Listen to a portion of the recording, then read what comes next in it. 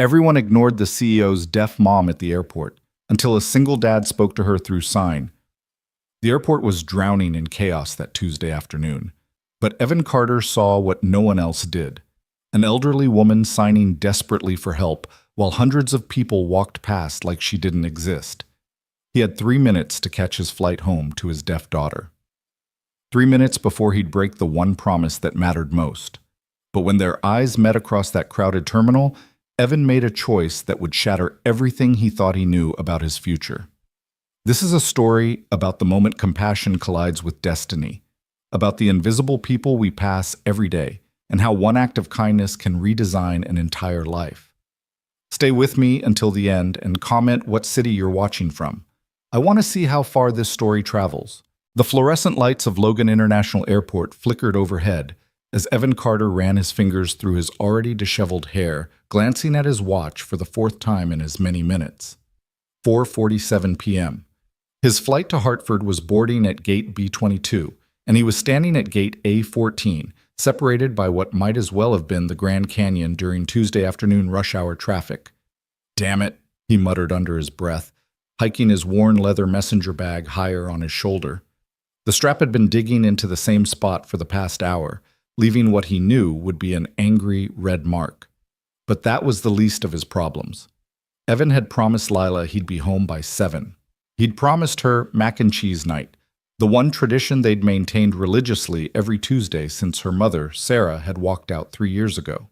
The one constant in his 8-year-old daughter's world that had been turned upside down more times than any child should have to endure. And now, thanks to a client meeting that had run 2 hours over and Boston traffic that had tested every ounce of his patience, he was going to be late.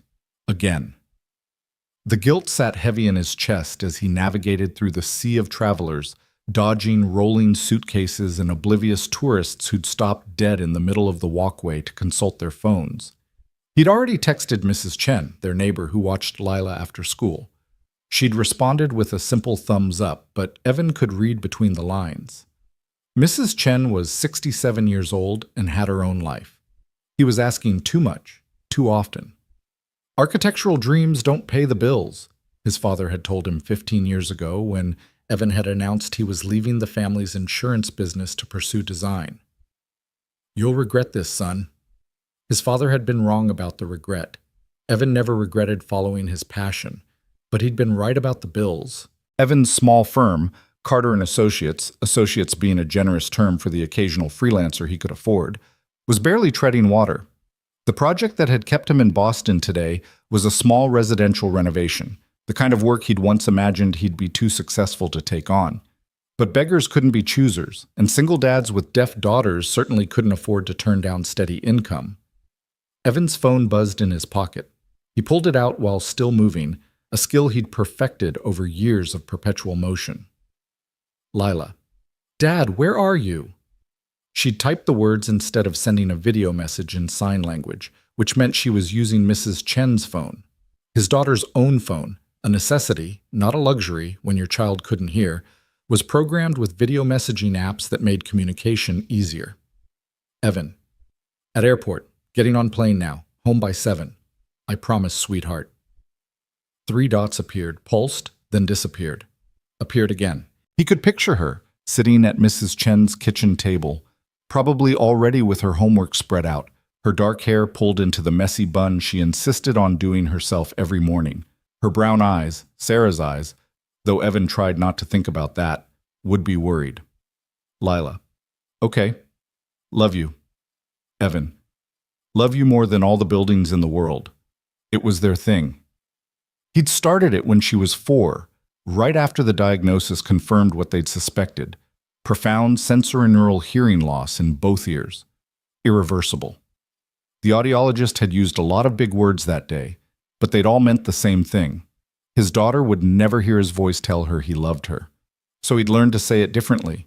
In signs, in texts, in gestures, in presence, and showing up, always showing up, even when it meant running through airports and making impossible promises about mac and cheese. Evan rounded the corner toward Terminal B, his pace quickening. The moving walkway was broken. Of course it was. So he broke into a jog, his bag bouncing against his hip. Other travelers gave him annoyed looks as he wove between them, but he didn't care. He'd catch this flight if it killed him. And then he saw her. She was sitting alone at gate C-17, her gray hair pulled back in a neat bun, wearing a navy blue cardigan despite the terminal's aggressive heating. She was elderly, probably mid-70s, Evan guessed, with soft, weathered features that reminded him of his grandmother. But it wasn't her appearance that stopped him dead in his tracks. It was her hands. They were moving rapidly, signing with increasing urgency, trying to get the attention of the gate agent who stood less than 10 feet away, completely absorbed in his computer screen. The woman's face held that particular expression Evan had come to recognize over the past 8 years. Frustration mixed with resignation, panic underlaid with the bone-deep weariness of being unseen. The gate agent glanced up once, made brief eye contact with the woman, then immediately looked away, his expression closing off like a door slamming shut. He said something to his colleague, who shrugged. Neither of them moved to help. Evan felt his stomach clench. Around the woman, dozens of people passed by. A businessman in a sharp suit nearly collided with her as she stood, still signing, trying to get someone, anyone, to acknowledge her presence. He sidestepped smoothly without breaking his phone conversation, not even sparing her a glance. A family walked past, parents with 3 kids in tow, the mother's hand firmly gripping the smallest child's wrist. One of the older children looked at the elderly woman curiously, started to slow down. But the father urged them along with a sharp, "Come on, we're late." Late. Evan was late. His flight was boarding in, he checked his watch again, less than 6 minutes. By the time he got to gate B-22, they'd be on final boarding call. If he missed this flight, there wasn't another one until 9 p.m. He'd be lucky to get home by 11. Lila would be asleep. Mac and cheese night would be broken, another promise shattered like all the others. He should keep walking. He had to keep walking. His daughter needed him. But Evan's feet had stopped moving entirely. The elderly woman's hands were still moving, faster now, more desperate. She was signing help over and over, the sign unmistakable to anyone who understood ASL, American Sign Language. Her eyes were scanning the crowd, searching for someone, anyone who could see her. And then her gaze landed on Evan. Their eyes met across 15 feet of terminal space, and Evan watched as something in her expression shifted. It was the same look Lila got sometimes when she tried to tell someone in a store or at the park that she was deaf, and they responded by speaking slower and louder, as if volume could bridge the gap. It was the look of someone who had learned not to expect help, who had been disappointed so many times that hope itself had become a dangerous indulgence. But there was still a question in her eyes, a small, flickering ember of possibility. "Please," she signed simply, her hands slowing down, the gesture almost a prayer. "Please see me." Evan's phone buzzed again in his pocket. He didn't need to look to know it was probably Mrs. Chen, maybe with a question about Lila's dinner or homework. Or maybe it was Lila herself, wondering where he was, whether he'd keep his promise this time. Every logical part of his brain screamed at him to keep moving. He'd worked with hundreds of people who couldn't understand sign language. It wasn't their fault. They hadn't learned. They didn't know. How could you blame people for not seeing something they'd never been taught to look for? But God, he was tired of excuses. He was tired of watching his daughter navigate a world that so often treated her disability as an inconvenience rather than just another way of being human. He was tired of the weight of being the only person who always showed up for her. And maybe that was exactly why he couldn't walk past this woman. Evan's feet moved before his brain had finished processing the decision. He adjusted his messenger bag, took a breath, and walked directly toward gate C-17. The woman's eyes widened slightly as she realized he was approaching her, not just passing by. She straightened in her chair, her hands stilling in her lap, and Evan could see the careful neutrality she'd arranged over her features, the protective mask of someone who'd been disappointed before. He stopped a respectful distance away and slowly, clearly signed, "Hello? How can I help you?" The transformation that crossed her face was like watching sunrise after a long night. Her whole body seemed to expand, to breathe again, relief flooding her features so intensely that Evan felt his throat tighten. She stood quickly, her hands already moving. "My flight," she signed, the motions urgent but controlled. They changed the gate. The agent told me, but I didn't. She stopped, frustration flashing across her face. I didn't understand. I asked him to write it down, but he just kept talking. I've been sitting here for 30 minutes, and I don't know where I'm supposed to be.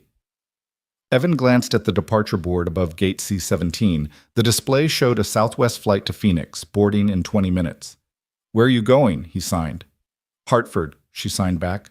Flight 1947 to Hartford. I need to get home. My daughter. She stopped again, and Evan saw actual fear in her eyes now. She's expecting me. She'll be worried. Hartford, the same flight he needed to catch. The universe had a twisted sense of humor. Evan checked his watch, 4:51 p.m. He pulled out his phone, quickly bringing up the airline app he'd learned to keep readily accessible during years of last-minute travel. He pulled up the flight information and showed her the screen. Your flight is at gate B-22. He signed with one hand while holding the phone with the other. Terminal B, it's boarding now. We need to go. We? She signed, confusion crossing her features. I'm on the same flight, Evan explained. Come with me. I'll make sure you get there. For just a moment, the woman's eyes filled with tears. She blinked them back quickly, nodding, and reached for the small rolling suitcase beside her chair. Evan noticed her hands were trembling slightly as she grabbed the handle. Thank you, she signed, the gesture small and profound. No one else stopped. I know, Evan signed back simply. Let's go. They moved quickly through the terminal, Evan leading the way and regularly glancing back to make sure she was keeping pace. For an elderly woman, she moved with surprising speed, determination replacing the defeat that had marked her posture earlier. As they walked, Evan's mind raced. He was helping her, yes, but he was also probably going to miss the flight entirely. Even running, even with the woman clearly trying her best to keep up, they were cutting it impossibly close. Gate B-22 was at the far end of Terminal B, and they were starting from Terminal C. His phone buzzed again. He ignored it. They reached the security checkpoint between terminals, the bottleneck that always slowed everything down. A TSA agent stood at the podium, checking boarding passes and IDs with the enthusiasm of someone who'd done this exact motion 10,000 times and would do it 10,000 more. Evan pulled out both their boarding passes on his phone and his driver's license. The woman fumbled with her purse, her hand still shaking slightly, and Evan realized she was more shaken by the experience than she'd let on. It's okay, he signed quickly. Take your time. She found her ID, a Connecticut driver's license that read Margaret Wells, D.O.B., 03/15/1948, and held it out with a boarding pass printed on actual paper, something Evan hadn't seen in years.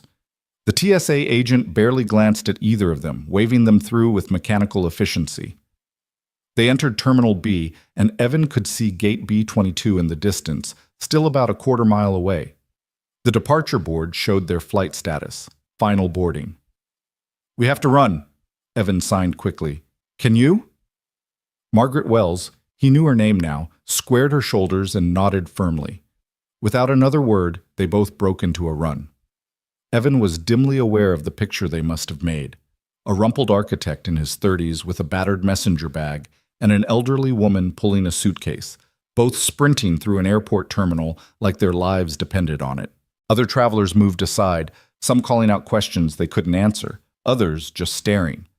Evan's lungs burned. His messenger bag bounced painfully against his back. Beside him, Margaret was breathing hard but keeping pace, her small suitcase rattling over the terminal's tile floor. Gate B-20, Gate B-21, and then, finally, Gate B-22. The gate agent was literally reaching for the door to close it when they skidded to a stop at the podium. She looked up, startled, taking in their flushed faces and heavy breathing. Flight 1947 to Hartford? Evan gasped out, holding up his phone with the boarding pass displayed. The gate agent, her name tag read Jennifer, looked like she was about to say they were too late. Evan watched the calculation happen in her eyes. Follow protocol and close the door, or show mercy to two people who'd clearly run themselves ragged to make this flight. Boarding passes, Jennifer said finally, her tone neutral. Evan held his phone out. Margaret presented her paper boarding pass with trembling hands. Jennifer scanned both, and Evan heard the blessed beep of approval. "You're in the last boarding group," Jennifer said, her expression softening slightly. "But you made it. Go ahead." They walked down the jet bridge in silence, both still catching their breath. It wasn't until they were actually on the plane navigating the narrow aisle toward their seats that Evan realized they weren't sitting together. His seat was 14C. Margaret's boarding pass showed 23A. When they reached row 14, Evan stopped and turned to Margaret. "You're in row 23, he signed. "Will you be okay?" Margaret looked at him for a long moment, her expression unreadable. Then she reached out and squeezed his arm, a gesture that transcended language. "Thank you," she signed slowly, deliberately. "You gave me back my voice today." Evan felt something crack open in his chest. "You were never voiceless," he signed back. "Other people just weren't listening." Margaret's eyes filled with tears again, but this time she let them fall. She squeezed his arm once more, then continued down the aisle toward her seat. Evan collapsed into 14C, his messenger bag shoved under the seat in front of him, and finally pulled out his phone. 3 missed texts from Mrs. Chen, 2 from a client, and 1 more from Lila. Lila: "Mrs. Chen is making me vegetables. Please come home soon." Despite everything, the run, the stress, the near miss with the flight, Evan smiled. He typed quickly. Evan: "On the plane right now. We'll be home by 7. Mac and cheese, I promise. Extra cheese." Lila: "Extra, extra cheese?" Evan: "Extra, extra, extra cheese." Lila: "Okay. Hurry." The plane pushed back from the gate as Evan buckled his seatbelt, his heart rate finally starting to return to normal. Around him, other passengers settled in for the 50-minute flight, pulling out books and tablets and neck pillows. The woman next to him in 14B was already asleep, her head tilted at an angle that looked deeply uncomfortable. Evan leaned back and closed his eyes, but his mind wouldn't settle. He kept seeing Margaret's face when he'd first approached her, that combination of relief and disbelief. He kept seeing her hands moving frantically, desperately, while people walked past like she was invisible. He thought about all the times Lila had come home from school with that same expression, not upset, not crying, just quietly resigned to being misunderstood. The time in 2nd grade when she'd tried to tell her teacher she needed to use the bathroom, and the teacher had smiled and nodded without understanding, leaving Lila to suffer through an entire math lesson. The time at the grocery store when she'd tried to ask the clerk where the cereal was, and the clerk had called for a manager, speaking about Lila like she wasn't standing right there. "She can't hear you, but she can see you," Evan had said to that clerk, keeping his voice level despite the anger churning in his gut. "She's deaf, not invisible." The clerk had apologized, flustered and embarrassed, but Evan knew the damage was already done. Another moment where Lila had learned that the world wouldn't always accommodate her, wouldn't always see her as fully human, fully present. It was exhausting being the buffer between his daughter and a world that saw her disability before it saw her. It was exhausting teaching her to be brave and confident and proud of who she was when half the people she encountered treated her like a problem to be solved rather than a person to be known. And yet, he thought, glancing back toward where Margaret was sitting in row 23, those small moments of connection mattered. They mattered so much. The look on Margaret's face when he'd signed hello, that had mattered.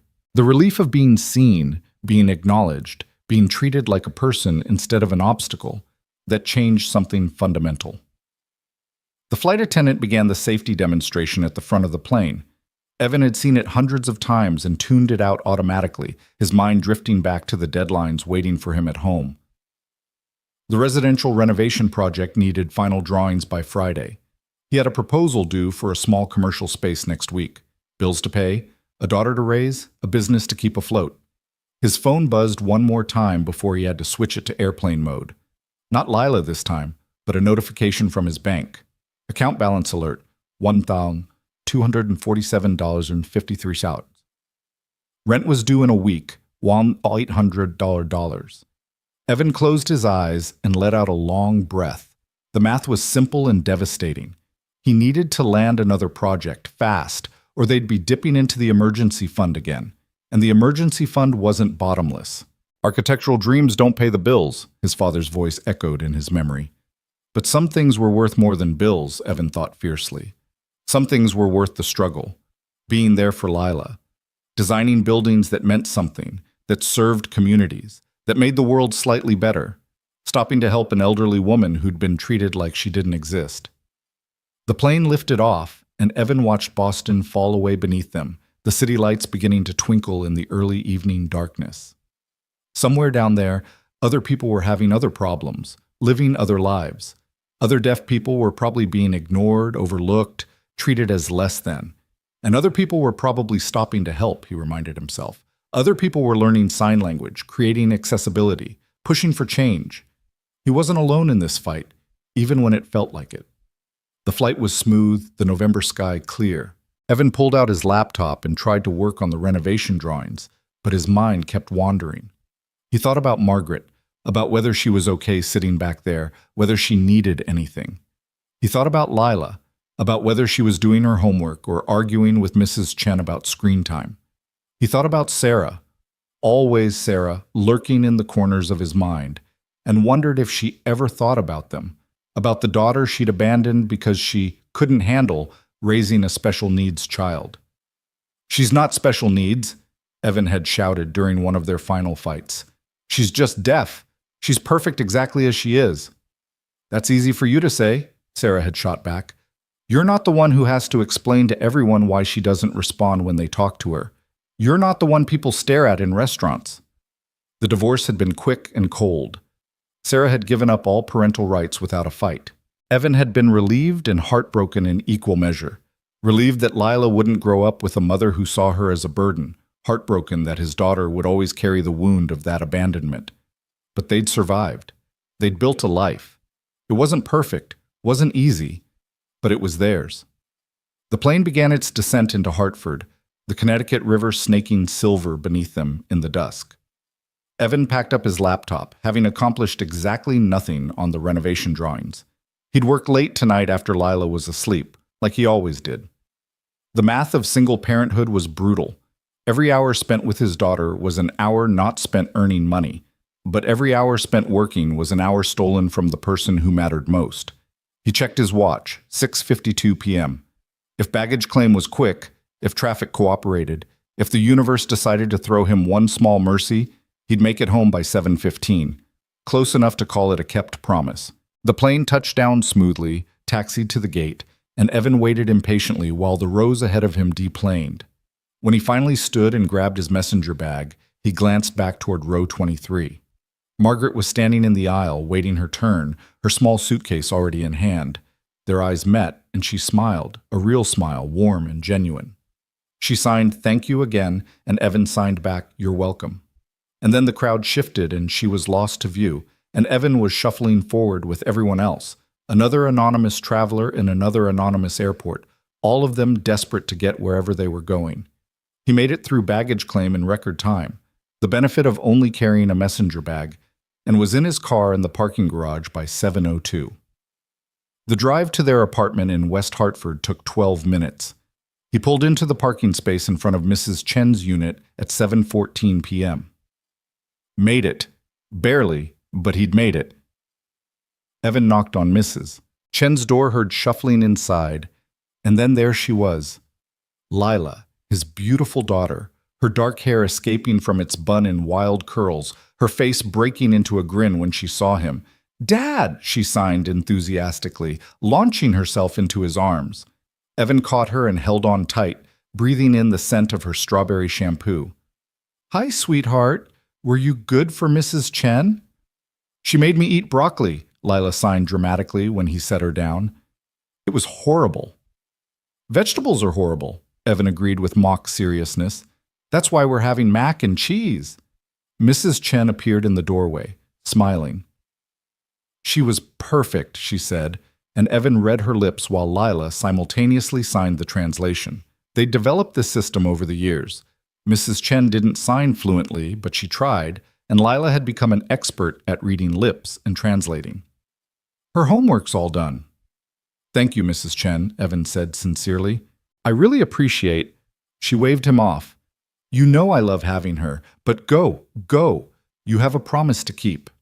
Evan gathered Lila's backpack, helped her into her coat, and they walked the short distance to their own apartment on the first floor.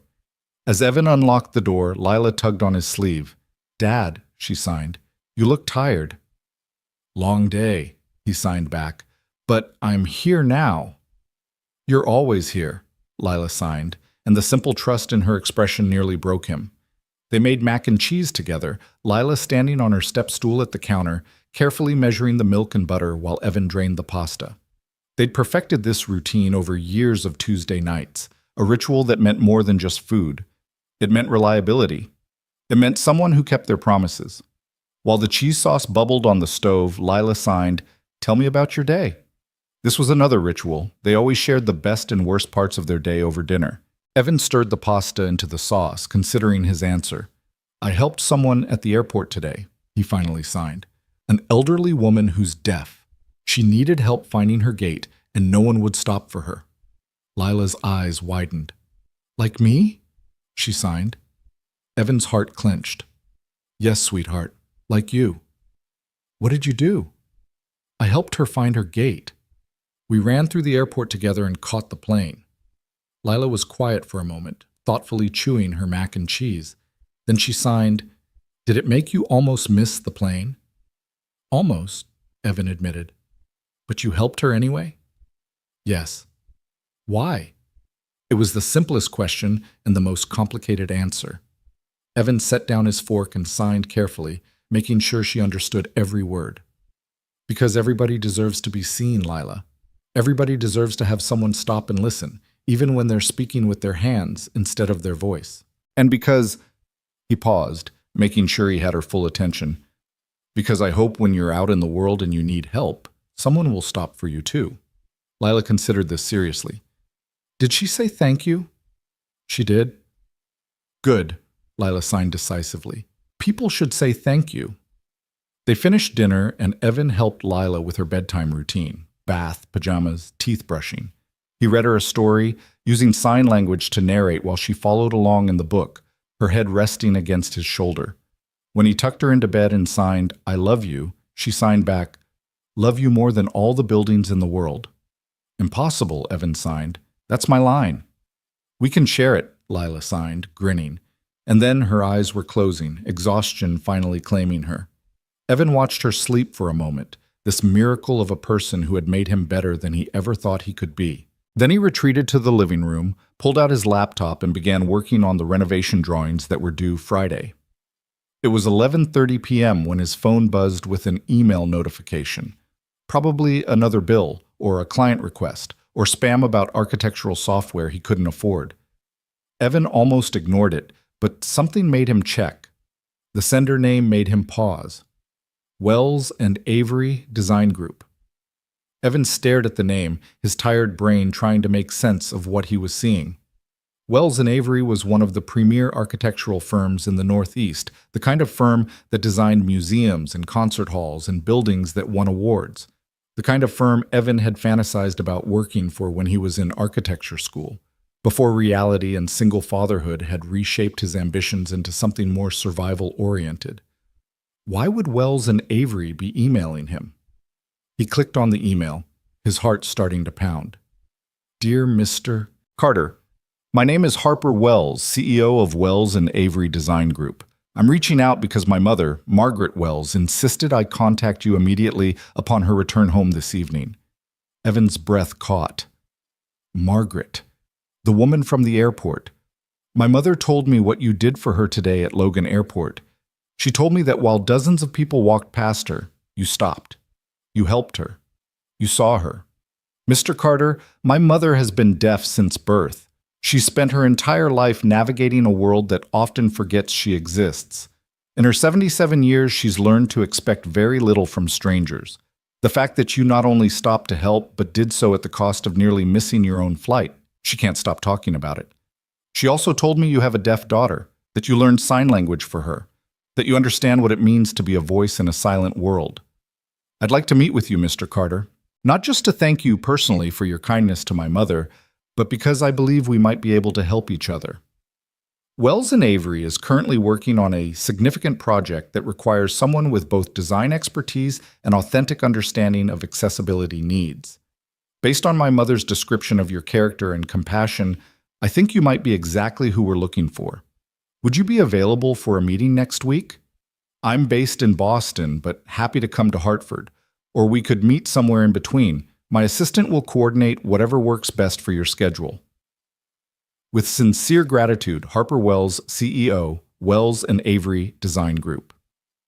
At the bottom of the email was a phone number and what appeared to be Harper Wells's direct email address, not filtered through an assistant or office manager. Evan read the email 3 times, convinced he was either hallucinating from exhaustion or had misunderstood something fundamental. Wells and Avery wanted to meet with him. Wells and Avery thought he might be right for a significant project. This didn't happen. Things like this didn't happen to architects who were one bad month away from bankruptcy, who worked out of their living rooms after their kids went to sleep, who'd long ago given up on the fantasy of designing anything more prestigious than residential renovations. And yet the email sat there on his screen, real and impossible in equal measure. Evan got up and paced his small living room, his mind racing. This could be everything. The break he'd been desperately needing, the chance to actually use his design skills on something meaningful, the financial stability that would let him breathe for the first time in years. Or it could be nothing. A polite gesture, a thank you meeting that led nowhere. False hope was worse than no hope at all. But Margaret's face flashed in his memory. Her relief when he'd stopped, her gratitude when they'd made the flight. "You gave me back my voice today," she'd signed. He hadn't done it for recognition. He hadn't done it for opportunity. He'd done it because it was right, because he understood what it meant to be invisible, because he couldn't walk past someone in need when he had the power to help. And maybe, just maybe, the universe was rewarding that. Evan returned to his laptop and typed a reply. "Dear Ms. Wells, thank you for your email. I'm deeply touched that your mother felt the need to reach out. Helping her was the right thing to do, no thanks necessary. That said, I would be honored to meet with you to discuss potential collaboration. I'm available next week and happy to work around your schedule. Please let me know what works best. Sincerely, Evan Carter." Carter and Associates. He hit send before he could second-guess the wording, the tone, the absurd presumption that he, struggling single-dad architect, belonged in the same sentence as Wells and Avery Design Group. Then Evan closed his laptop, checked on Lila one more time, still sleeping peacefully, one arm flung over her stuffed elephant, and fell into bed. As sleep pulled him under, his last conscious thought was of Margaret's hands moving in that terminal, signing desperately for help, and of his own decision to stop, to see, to acknowledge her humanity. Sometimes the smallest choices reshape everything. Evan just didn't know yet how much this one would change his entire world. The next morning arrived with the sharp insistence of Lila's alarm clock vibrating under her pillow, a specialized alarm designed for deaf users that shook rather than rang. Evan heard the muffled buzzing through the thin wall between their bedrooms and smiled despite his exhaustion. He'd been awake since 5, unable to sleep after Harper Wells's email had detonated in his mind like a quiet bomb, reshaping the landscape of possibility. He'd drafted and deleted 3 follow-up emails before forcing himself to leave it alone. The reply he'd sent last night was professional, grateful, appropriately enthusiastic without seeming desperate. Adding anything else would only reveal the trembling hope he was trying so hard to contain. Evan rolled out of bed and padded to the kitchen, starting coffee before Lila emerged. Their morning routine was choreographed through years of practice. He'd make breakfast while she got dressed, they'd eat together while reviewing her schedule for the day, and then he'd drive her to school before heading home to work. Except this morning, his hands trembled slightly as he cracked eggs into a bowl. This morning, the familiar rhythm felt different, charged with the possibility that everything might be about to change. Lila appeared in the kitchen doorway in her school uniform, navy pants and a white polo shirt that she'd somehow already managed to wrinkle. Her hair was attempting escape from the ponytail she'd wrestled it into, and she carried her backpack and her tablet, which she set on the table while sliding into her chair. "Morning, sweetheart," Evan signed, one hand still whisking eggs. "How'd you sleep?" "Good," Lila signed back, then paused, studying his face with the unsettling perceptiveness 8-year-olds sometimes possessed. "You look different." "Different how?" Evan asked, pouring the eggs into the heated pan. "Happy different," Lila signed, tilting her head. "Did something good happen?" Evan considered how much to tell her. He didn't want to build up hope, his own or hers, about something that might amount to nothing, but he also tried never to lie to Lila, even through omission. "The woman I helped at the airport yesterday," he signed, pausing to flip the eggs. "Her daughter emailed me. She wants to meet." "Why?" Lila's hands moved quickly, curiosity lighting her features. "She runs an architecture company, a really important one. She might have a job for me." Lila's eyes widened. "A big job?" "Maybe," Evan signed, trying to keep his own excitement in check. "We'll see, but yes, it could be big." "Because you helped her mom?" "I think so." Lila considered this while Evan plated the eggs and set them on the table with toast and orange juice. She picked up her fork, then set it down again to sign. "That's good. You help people and good things happen." "It doesn't always work that way, Lila." "It should," she signed firmly, with the absolute moral certainty of childhood. "You're a good dad. You should get good things." Evan's throat tightened. He signed, "I already have the best thing. I have you." Lila rolled her eyes in that universal gesture of 8-year-old embarrassment, but she was smiling as she finally started eating her eggs. They finished breakfast and Evan drove her to school, watching in the rearview mirror as she signed with her best friend Maya in the parking lot before they disappeared into the building together. Maya's parents were deaf, and she'd been Lila's anchor since kindergarten, another signing kid in a mostly hearing school, someone who understood. Evan sent up a silent prayer of gratitude for Maya, for her parents who'd welcomed Lila into their family's orbit, for every person who'd made his daughter's world a little less lonely. Then he drove home, his mind already spinning back to Harper Wells's email and what it might mean. The response came at 10:37 a.m. Evan had been staring at his laptop, ostensibly working on the renovation drawings, but actually refreshing his email every 3 minutes like a teenager waiting for a text from a crush. When the notification finally appeared, Wells and Avery Design Group, his heart performed an acrobatic leap that would have impressed Olympic judges. The email was from someone named Patricia Lansing, executive assistant to Harper Wells, and it was precisely the kind of efficient, professional communication Evan had expected from a firm of Wells and Avery's caliber. "Dear Mr. Carter, Ms. Wells asked me to reach out regarding scheduling a meeting. She's available this Thursday, November 16th at 2 p.m. at our Boston office, or if that doesn't work with your schedule, she's happy to arrange an alternative time and location. Please let me know your availability at your earliest convenience. I'll send full address and parking information once we confirm. Best regards, Patricia Lansing, Executive Assistant to Harper Wells." Thursday, 2 days away. Evan's mind immediately began cataloging obstacles. He had a client call Thursday afternoon that he'd need to reschedule. He'd have to arrange for Mrs. Chen to pick up Lila from school. He'd need to drive to Boston, which meant gas money he hadn't budgeted for this week. And he'd definitely need to do something about the sport coat that had been living on the back of his desk chair for the past 3 months and probably smelled like desperation and coffee. But none of those obstacles mattered. None of them were real barriers, just logistics to be solved. This was Wells and Avery. This was the opportunity he'd stopped dreaming about because dreaming hurt too much when reality kept insisting on disappointment. Evan typed his response. "Dear Ms. Lansing, Thursday at 2 p.m. works perfectly. I'll be there. Thank you for coordinating. Best regards, Evan Carter." He hit send, then immediately stood up and walked to his closet, pulling out the sport coat in question. It definitely needed dry cleaning. Also, when had his professional wardrobe deteriorated to one wrinkled sport coat, 2 dress shirts that mostly fit, and exactly 1 pair of pants without a coffee stain? Single dad problems, he thought wryly. Fashion took a back seat when you were juggling work, childcare, and trying to keep the lights on. Evan called Mrs. Chen, who agreed to pick up Lila on Thursday with her typical grace. "Of course, Evan, you go to your big meeting. Lila and I will have fun. Maybe I'll even make broccoli again." "You're a cruel woman, Mrs. Chen," Evan said, smiling. "Someone has to make sure she eats vegetables," Mrs. Chen replied. "You feed her too much cheese." She wasn't wrong. The next 2 days passed in a blur of preparation that felt both excessive and inadequate.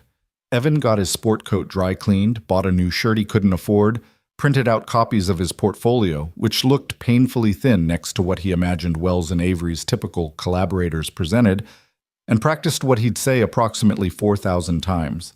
"Hi, I'm Evan Carter. Thank you for meeting with me." Too formal. "Hey, thanks for reaching out. Your mom is great." Too casual. "I'm honored to be here." Too desperate. Lila caught him practicing in the bathroom mirror Wednesday night and signed, "Dad, you're being weird." "I'm nervous," Evan signed back honestly. "Don't be," Lila signed. "Just be you. You're good at being you." Out of the mouths of babes, Evan thought. Or hands of babes, technically. Thursday morning arrived with unseasonable warmth, November pretending briefly to be September. Evan dropped Lila at school, drove home to change into his interview outfit, the new shirt, the newly cleaned sport coat, the pants that were hopefully stain-free in dim lighting, and then headed north toward Boston. Traffic cooperated for once, and Evan found himself pulling into the parking garage at 1:30 p.m., a full half-hour early. The Wells and Avery office was located in a renovated historic building in the Seaport District, all red brick and enormous windows, the kind of adaptive reuse project that Evan loved, honoring history while creating something new and functional. He sat in his car for 10 minutes, trying to calm his racing heart. Through the windshield, he could see other professionals walking past, people in sharp suits carrying leather briefcases, people who looked like they belonged in buildings like this, who moved through the world with the confidence of success. Evan looked down at his sport coat, noticing for the first time a small thread pull near the third button. Great. Perfect. He'd show up to meet with one of the premier architectural firms in the Northeast looking like he'd borrowed his dad's clothes and failed to return them. "You're good at being you?" Lila's signs echoed in his memory. Right. He could do this. He'd stopped to help an elderly woman in an airport because it was the right thing to do, and somehow that simple act of human decency had led him here. He just needed to be honest, professional, and himself. At 1:50 p.m., Evan entered the building's lobby. The interior was stunning, soaring ceilings, the original brick walls exposed and sealed, modern furniture arranged in conversation clusters, and photographs of Wells and Avery's completed projects displayed on the walls. Evan recognized several: a contemporary art museum in Providence, a community performing arts center in Springfield, a mixed-use development in Portland that had won multiple sustainability awards. These weren't just buildings. They were statements, each one thoughtfully designed to serve its community while pushing the boundaries of what architecture could be.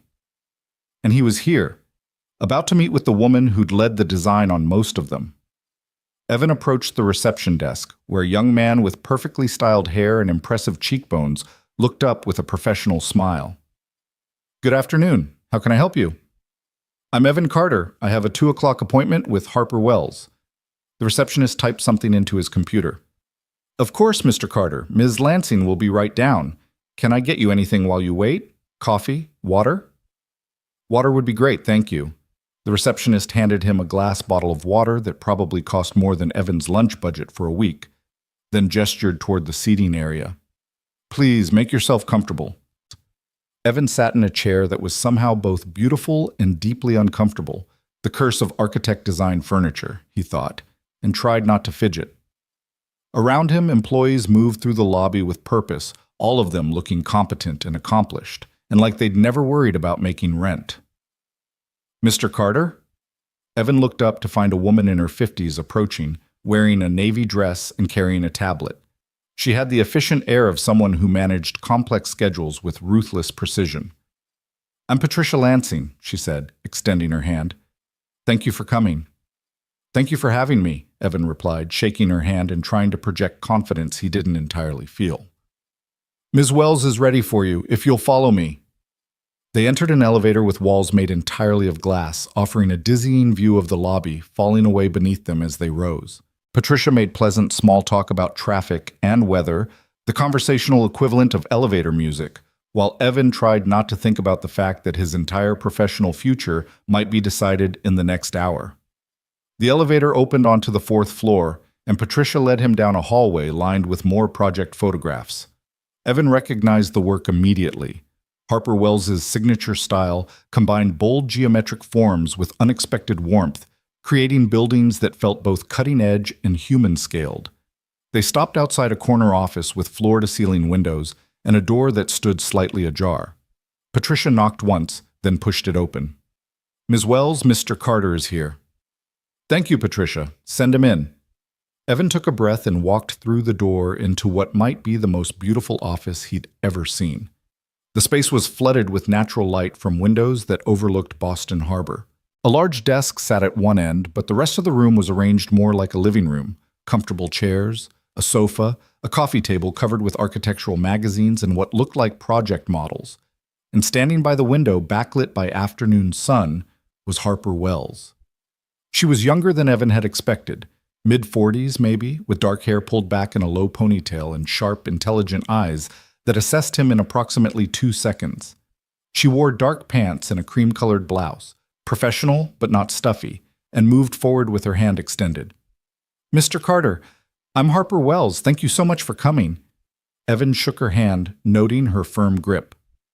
"Please, call me Evan, and thank you for inviting me. Your office is incredible." "The building helps," Harper said with a slight smile. The architects who did the renovation understood what they were working with. "Can I get you anything? Coffee, tea, something stronger?" "I'm fine, thank you." Harper gestured toward the seating area. "Please, sit. And Evan, I should tell you right away, my mother hasn't stopped talking about you since Tuesday. She called me from the airport the moment she landed, which is unusual because she usually prefers to text. But she needed to tell me immediately about the man who stopped." Evan sat in one of the chairs, trying not to be distracted by how comfortable it was. "I didn't do anything special. I just helped her find her gate." "That's not how she tells it," Harper said, settling into the chair across from him. And then, to Evan's complete surprise, she began to sign. "She said you ran through the airport with her, that you almost missed your flight making sure she made hers, that you treated her like a person instead of a problem." The shift to sign language was so smooth, so natural, that it took Evan a moment to respond. When he did, his hands moved almost automatically. "You sign?" "Fluently," Harper signed back, her expression softening. "My mother has been deaf since birth. ASL was my first language, technically. I learned to speak later." She switched back to verbal communication, though her hands continued moving in small gestures. "I can do either, or both. Whatever's comfortable for you." "Verbal is fine," Evan said, though something in his chest had loosened at the sight of her signing. "But it's nice to meet someone else who signs. In professional settings, I mean. It's not something I encounter often." "I imagine not," Harper said. "Most architectural firms aren't exactly known for their accessibility consciousness." She leaned back in her chair, studying him with open curiosity. "My mother said you have a deaf daughter. Lila?" "Yes, she's 8. She's—" Evan paused, trying to find words adequate to describe his daughter. "She's everything." "Tell me about her." It wasn't what Evan had expected. He'd thought they'd jump straight into discussing projects, portfolios, professional qualifications. But Harper was watching him with genuine interest, so he answered honestly. "She was born hearing," Evan explained. "We didn't realize anything was wrong until she was about 18 months old. She wasn't responding to sounds, wasn't developing speech like she should.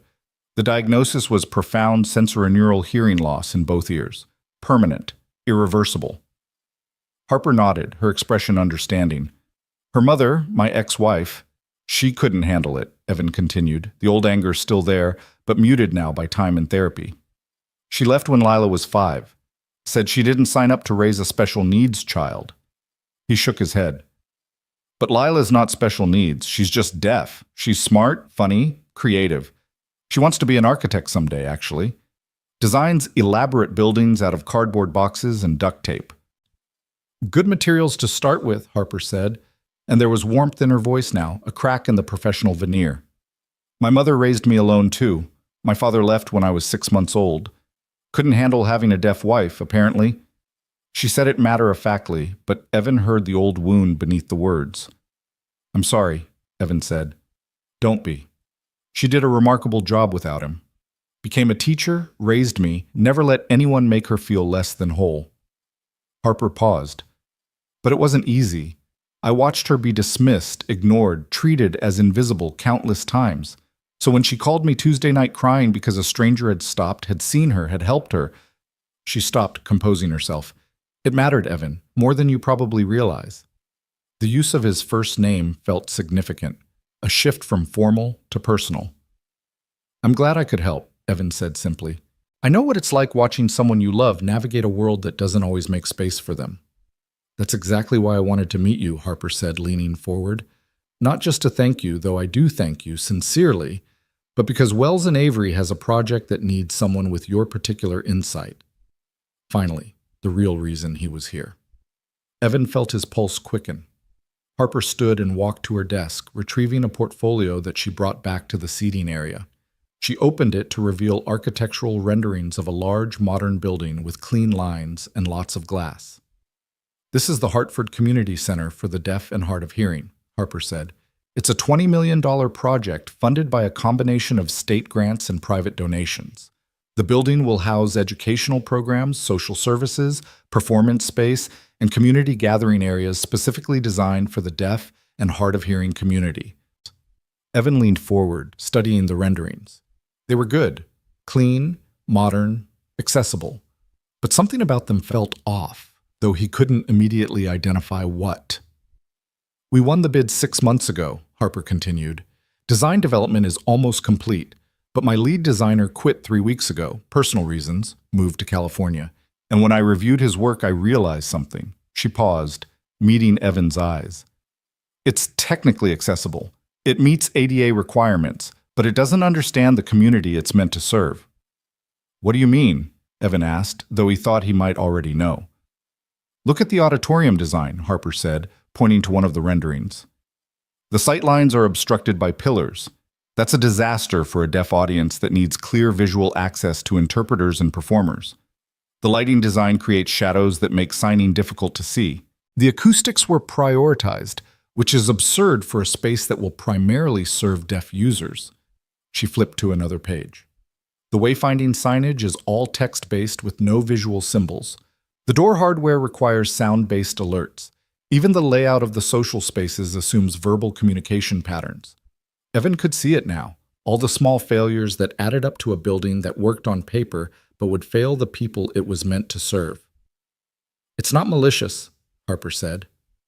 My lead designer is talented, but he designed for theoretical deaf users, not real ones. He checked boxes without understanding what the boxes meant.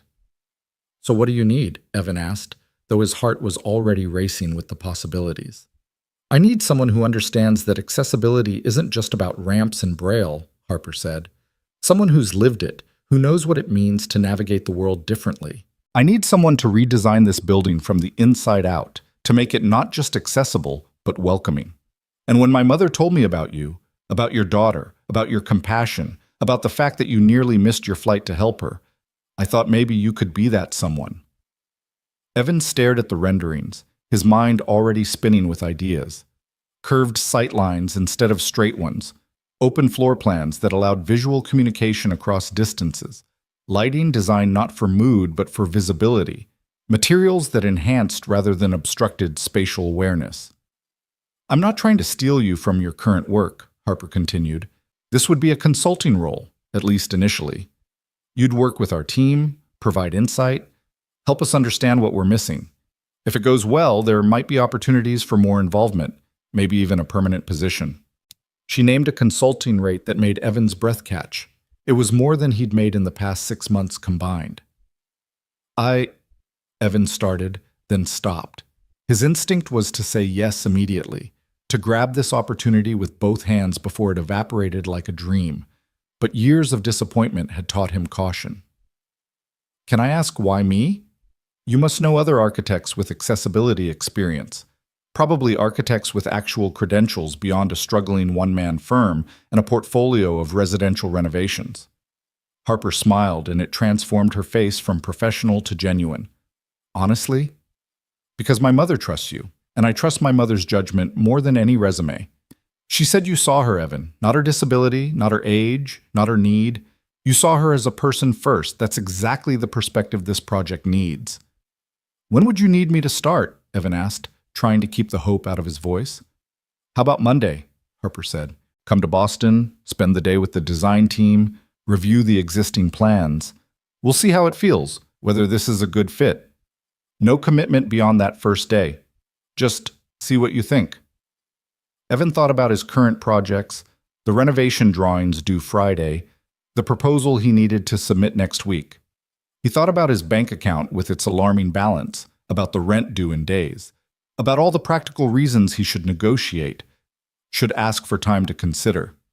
Then he thought about Lila, about the world he wanted to help build for her. A world where buildings spoke her language, where design considered her needs not as afterthoughts, but as central requirements. "I'll be here Monday," Evan said. "What time?" 9 a.m. Patricia will send you all the details." Harper stood, extending her hand again. "Thank you, Evan. I have a feeling this is going to be something special." They shook hands, and Evan felt the weight of the moment, how a choice made in an airport terminal on Tuesday afternoon had led to this handshake, this opportunity, this potential future he'd stopped letting himself imagine. "Can I ask you something?" Evan said as Harper walked him to the door. "Of course." "Why architecture? I mean, you grew up with a deaf mother. You learned to navigate accessibility issues young. What made you want to design buildings?" Harper paused, her hand on the door frame. "Because buildings shape how we experience the world," she said simply. "They can include or exclude, welcome or alienate. I wanted to create spaces that included everyone, that didn't make people fight for accommodation, but built it in from the start." She smiled. "My mother says I have a savior complex. Maybe she's right, but if I'm going to have a complex, at least it's a useful one." Evan laughed. "I understand that completely." Patricia appeared to escort Evan back to the elevator, and he followed her down the hallway in a daze, barely registering her friendly chatter about parking validation and next steps. His mind was spinning with possibilities, with designs already forming, with the future suddenly looking less like a struggle and more like potential. In the elevator, watching the floors descend through glass walls, Evan pulled out his phone. He needed to tell someone, needed to share this moment before it burst out of his chest. He texted Mrs. Chen first. "Meeting went amazing. We'll tell you everything later. Thank you for getting Lila." Then he opened a new message to Lila, knowing she'd check it after school. "Big news, sweetheart. Dad might have a really exciting new project. Can't wait to tell you about it. Love you more than all the buildings in the world." The response came faster than expected. Lila must have been at lunch, checking her phone between bites. "Love you more than all the buildings and all the mac and cheese. Did you get the job?" "Not yet, but maybe soon. Cross your fingers for me." "I don't need to cross my fingers," Lila texted back. "You're the best architect. They're lucky to have you." Evan stood in the parking garage, reading his daughter's message 3 times, feeling something he hadn't felt in years. Hope. Real, solid, unafraid hope. The drive back to Hartford passed in a blur of thoughts and plans. Evan's mind was already working on the community center design, seeing all the ways it could be better, more inclusive, more thoughtful. He'd need to research current best practices, talk to members of the deaf community, study other accessible designs. He'd need to prepare for Monday to make sure his first day with the Wells and Avery team demonstrated that Harper's faith in him wasn't misplaced. He picked up Lila from Mrs. Chen's at 5:30, and his daughter immediately began signing questions before he'd even fully entered the apartment. "Tell me everything. What was the office like? Was the woman nice? Did you see cool buildings? Are you going to work there? When do you start?" "Slow down," Evan signed, laughing. "Let me breathe first." They sat at the kitchen table, and Evan told her everything. About the office overlooking the harbor, about Harper, who signed fluently because of her deaf mother, about the community center project that needed redesigning, about the possibility of starting Monday. Lila's eyes grew wider with each detail. When Evan finished, she was quiet for a moment, processing. Then she signed, "This happened because you helped that woman." "Maybe," Evan signed, "or maybe it was just good timing." "No," Lila signed firmly. "You helped her because you're good, and now good things are happening because that's how it should work." Evan wanted to tell her that the world didn't always work that way, that kindness wasn't always rewarded, that good people struggled while selfish ones succeeded. But looking at his daughter's face, so full of certainty and pride, he couldn't bring himself to dim that light. "You're right," he signed instead. That's exactly how it should work.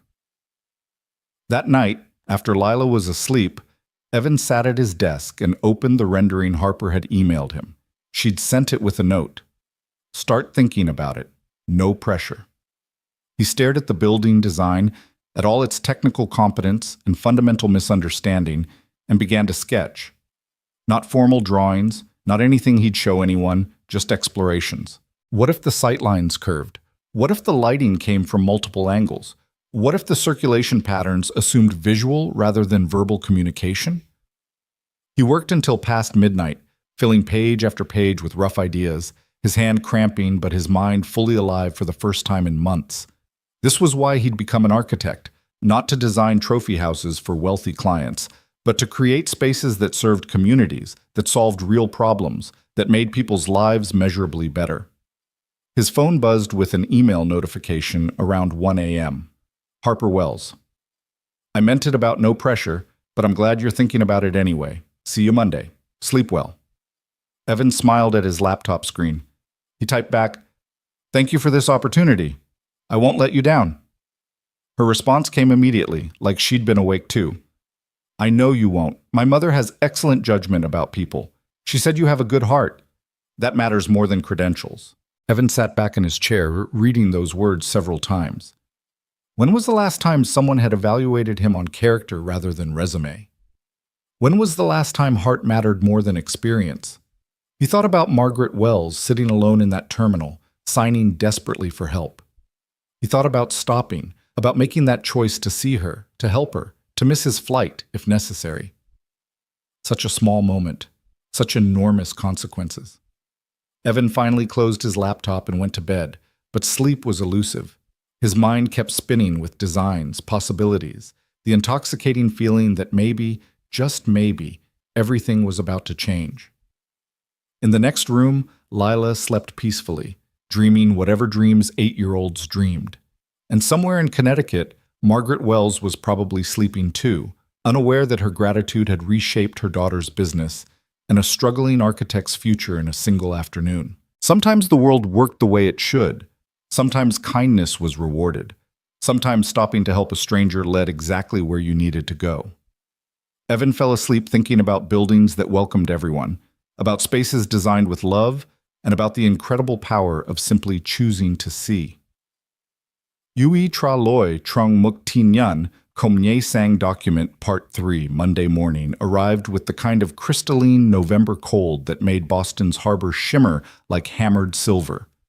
Evan had been awake since 5, had checked his appearance in the mirror approximately 15 times, and had rehearsed what he'd say to Harper's design team until the words lost all meaning and became just sounds in his mouth. Lila had been awake too, appearing in his doorway at 6 with her hair still wild from sleep, signing, "You're going to be amazing today." "How do you know?" Evan had signed back, grateful for her confidence even as his own wavered. "Because you always are," she'd signed simply, then crawled into his lap for a hug that steadied something fundamental in his chest.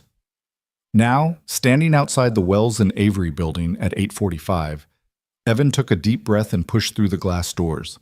The same receptionist from Thursday greeted him with recognition and a smile that seemed genuine rather than professionally mandated. "Mr. Carter, good morning. Ms. Lansing is expecting you. 4th floor again." The elevator ride felt both eternal and instantaneous. When the doors opened, Patricia was already waiting, tablet in hand, an expression efficient. "Evan, welcome. Harper's in the conference room with the team. Ready?"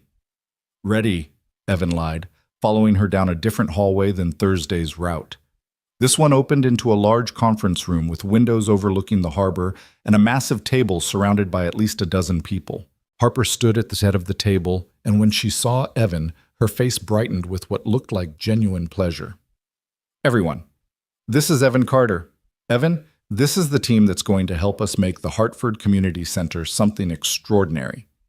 The introductions blurred together. Michael, the project architect, Sarah, the lighting designer, David, who handled structural engineering, Rachel from interiors, James, the landscape architect.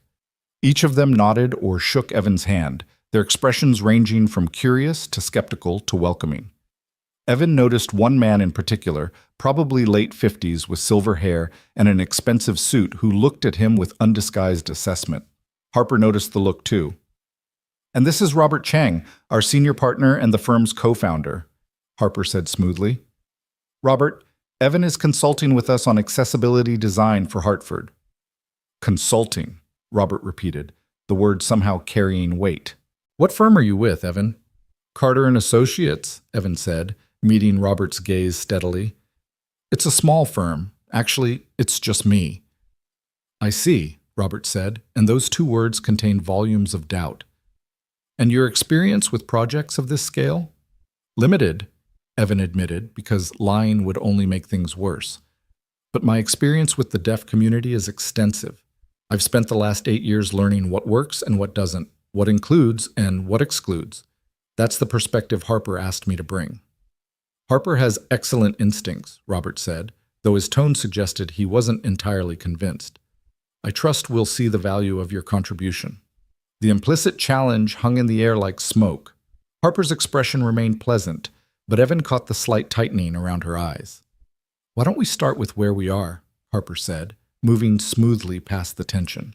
"Michael, want to walk Evan through the current design?" For the next hour, Michael presented the existing plans in exhaustive detail. The building was impressive on paper, 40,000 square feet of modern design with classrooms, a performance space, administrative offices, and community gathering areas. Everything was technically accessible, meeting or exceeding ADA requirements. The budget was meticulously planned, the timeline ambitious but achievable, and the renderings beautiful. And yet, watching the presentation, Evan felt the same disconnect he'd sensed in Harper's office on Thursday. The building was designed for deaf people, but not with them. It accommodated disability rather than celebrating difference. When Michael finished, Harper turned to Evan. "Thoughts?" Every person in the room was looking at him now, some curious, some skeptical, Robert openly doubtful. Evan could feel the weight of judgment, could sense that his next words would determine whether he was taken seriously or dismissed as Harper's charitable project. He thought about Lila, about all the times she'd walked into spaces that hadn't considered her needs. He thought about Margaret Wells, invisible in an airport terminal. He thought about why Harper had asked him here in the first place. "It's good work," Evan said carefully, standing and moving toward the renderings displayed on the wall. "Technically proficient, aesthetically pleasing, but it's missing something fundamental." He pointed to the auditorium design. "This space assumes hearing is the primary sense. Look at the speaker placement, the acoustic panels, the sound booth at the back. Those are important for hard-of-hearing users with assistive devices, but for profoundly deaf users, they're irrelevant." Michael shifted in his seat, defensive. "We included visual alert systems throughout." "You did," Evan agreed. "But they're add-ons, not integrated design elements. And the sight lines?" He traced the pillar placement with his finger. "These obstruct visual access to the stage. For an audience that needs to see interpreters, performers, everyone in the room, these pillars are barriers." "Structural necessity," David, the engineer, interjected. "We need those supports." "Then the solution is to rethink the entire structural system," Evan said, warming to his subject now despite his nerves. "What if instead of traditional pillars, we used a different load-bearing approach?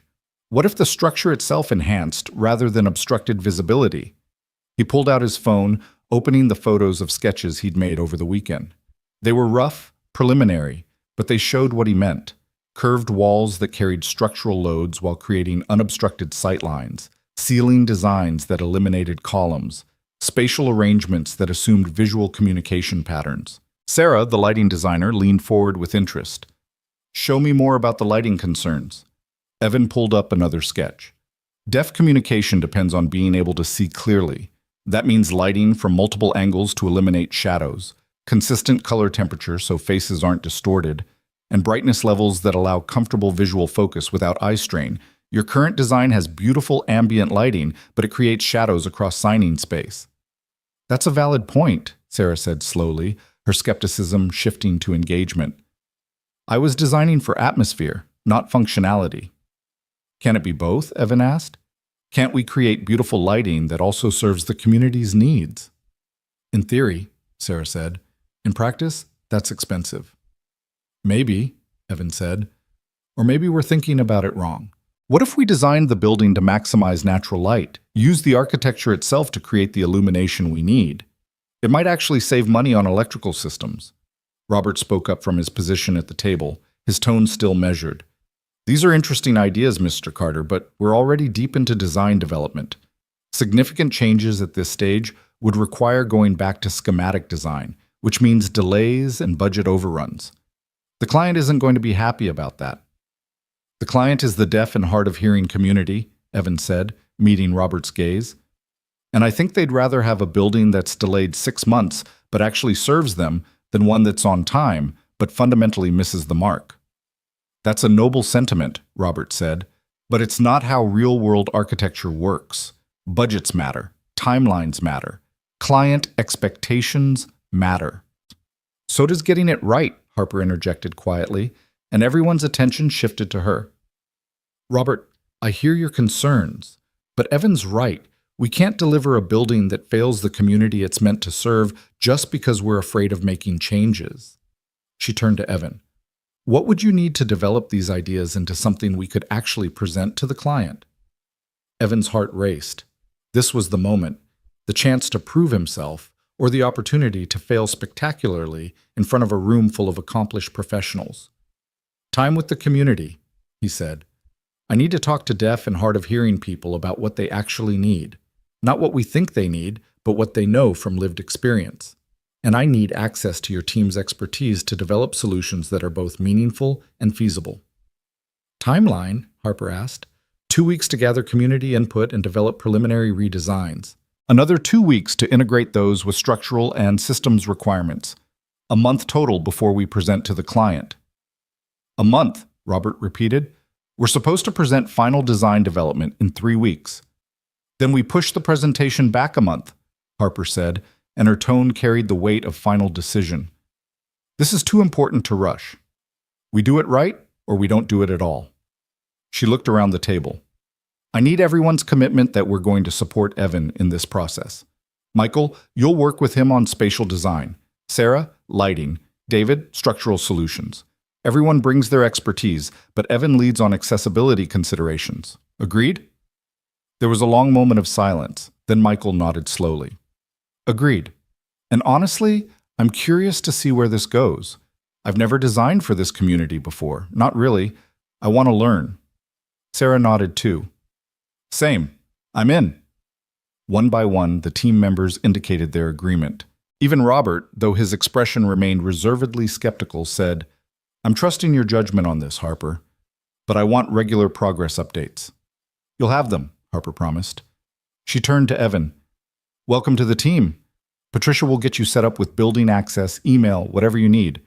When can you start community outreach? This week, Evan said. I have contacts in the Hartford deaf community through my daughter's school. I can reach out today. Perfect. Keep me updated on what you learn. Harper checked her watch. I have a call in 10 minutes, but let's plan to meet Friday afternoon to review your initial findings. Everyone good with that? The meeting dispersed, team members gathering their materials and heading back to their respective offices. Evan found himself alone with Harper as the room cleared, and she gave him a look that was equal parts conspiratorial and concerned. You did well, she signed, switching to ASL now that they were alone. Robert's going to take some convincing, but the rest of the team is on board. Did I just completely derail your project? Evan signed back, anxiety creeping in now that the adrenaline was fading. You potentially just saved it, Harper signed. I've been feeling uneasy about the design for weeks, but couldn't articulate why. You gave voice to my concerns. She smiled. Or hands to my concerns, technically. Evan laughed, some of the tension easing from his shoulders. There's someone I want you to meet, Harper said, switching back to speech. Come with me. She led him down another hallway to a smaller office where an elderly woman sat at a desk covered with photographs and architectural drawings. When she looked up and saw Harper, her face lit with joy. And then she saw Evan, and her expression transformed into something even brighter. Margaret Wells stood from her desk, and Evan realized with a start that she worked here, in this office, surrounded by her daughter's projects. You, Margaret signed, moving around the desk with surprising speed. You came back. This is the man I told you about, Mom, Harper said, signing along with her words. Evan Carter, meet my mother, Margaret Wells, our unofficial office manager and official quality control specialist. You work here? Evan signed to Margaret, delighted and surprised. 3 days a week, Margaret signed back. I organize Harper's chaos, make sure she eats lunch, and remind everyone that beautiful buildings mean nothing if people can't use them. Her eyes sparkled with humor. I'm very annoying. You're very right, Harper signed, and the affection between mother and daughter was palpable. I told Harper about you, Margaret signed to Evan. I told her you were special, that you saw me, and now you're here, helping design a building for our community. She reached out and squeezed his hand. Thank you for stopping that day. Thank you for seeing an old woman who needed help. You're not old, Evan signed automatically, making Margaret laugh. I'm 77, she signed. I'm definitely old, but I'm not invisible anymore thanks to you. The words hit Evan harder than he expected. He thought about all the times he'd worried about Lila growing up in a world that might not see her, might not value her, might treat her as less than. And here was Margaret, 77 years of navigating that world, still fighting to be seen. I have a daughter, Evan signed slowly. She's 8. She's deaf. I worry every day about the world she's growing up in. Then you build her a better one, Margaret signed firmly. That's what we do. We take the world as it is and we make it better for the next generation. You're doing that now. She gestured around the office. Harper does it with buildings. You'll do it with her. Together, you'll create spaces where your daughter and others like her are seen, valued, included. Harper was watching this exchange with an expression Evan couldn't quite read, something soft and thoughtful crossing her features. Mom's right, Harper said, signing along. That's exactly what we're trying to do here, and I think you're the missing piece we needed. Patricia appeared in the doorway. Harper, your 9:30 is here. Right, Harper said. Mom, can you help Evan get settled, office space, access badges, all that? Of course, Margaret signed. Go to your meeting. I'll take care of him. Harper left, and Margaret turned to Evan with purpose. Come, I'll show you where you'll be working. She led him to a small office 3 doors down from Harper's. Nothing fancy, but with good natural light and a desk that didn't wobble. This was Daniel's office, the designer who left. It's yours now for as long as you need it. Evan set his messenger bag on the desk, still processing the fact that he had an office at Wells and Avery, that this was actually happening. Can I ask you something? He signed to Margaret as she helped him figure out the computer login. Anything, she signed back. What made you call Harper about me? You didn't know anything about me except that I helped you in the airport. Margaret paused, her hands stilling. Then she signed slowly, thoughtfully.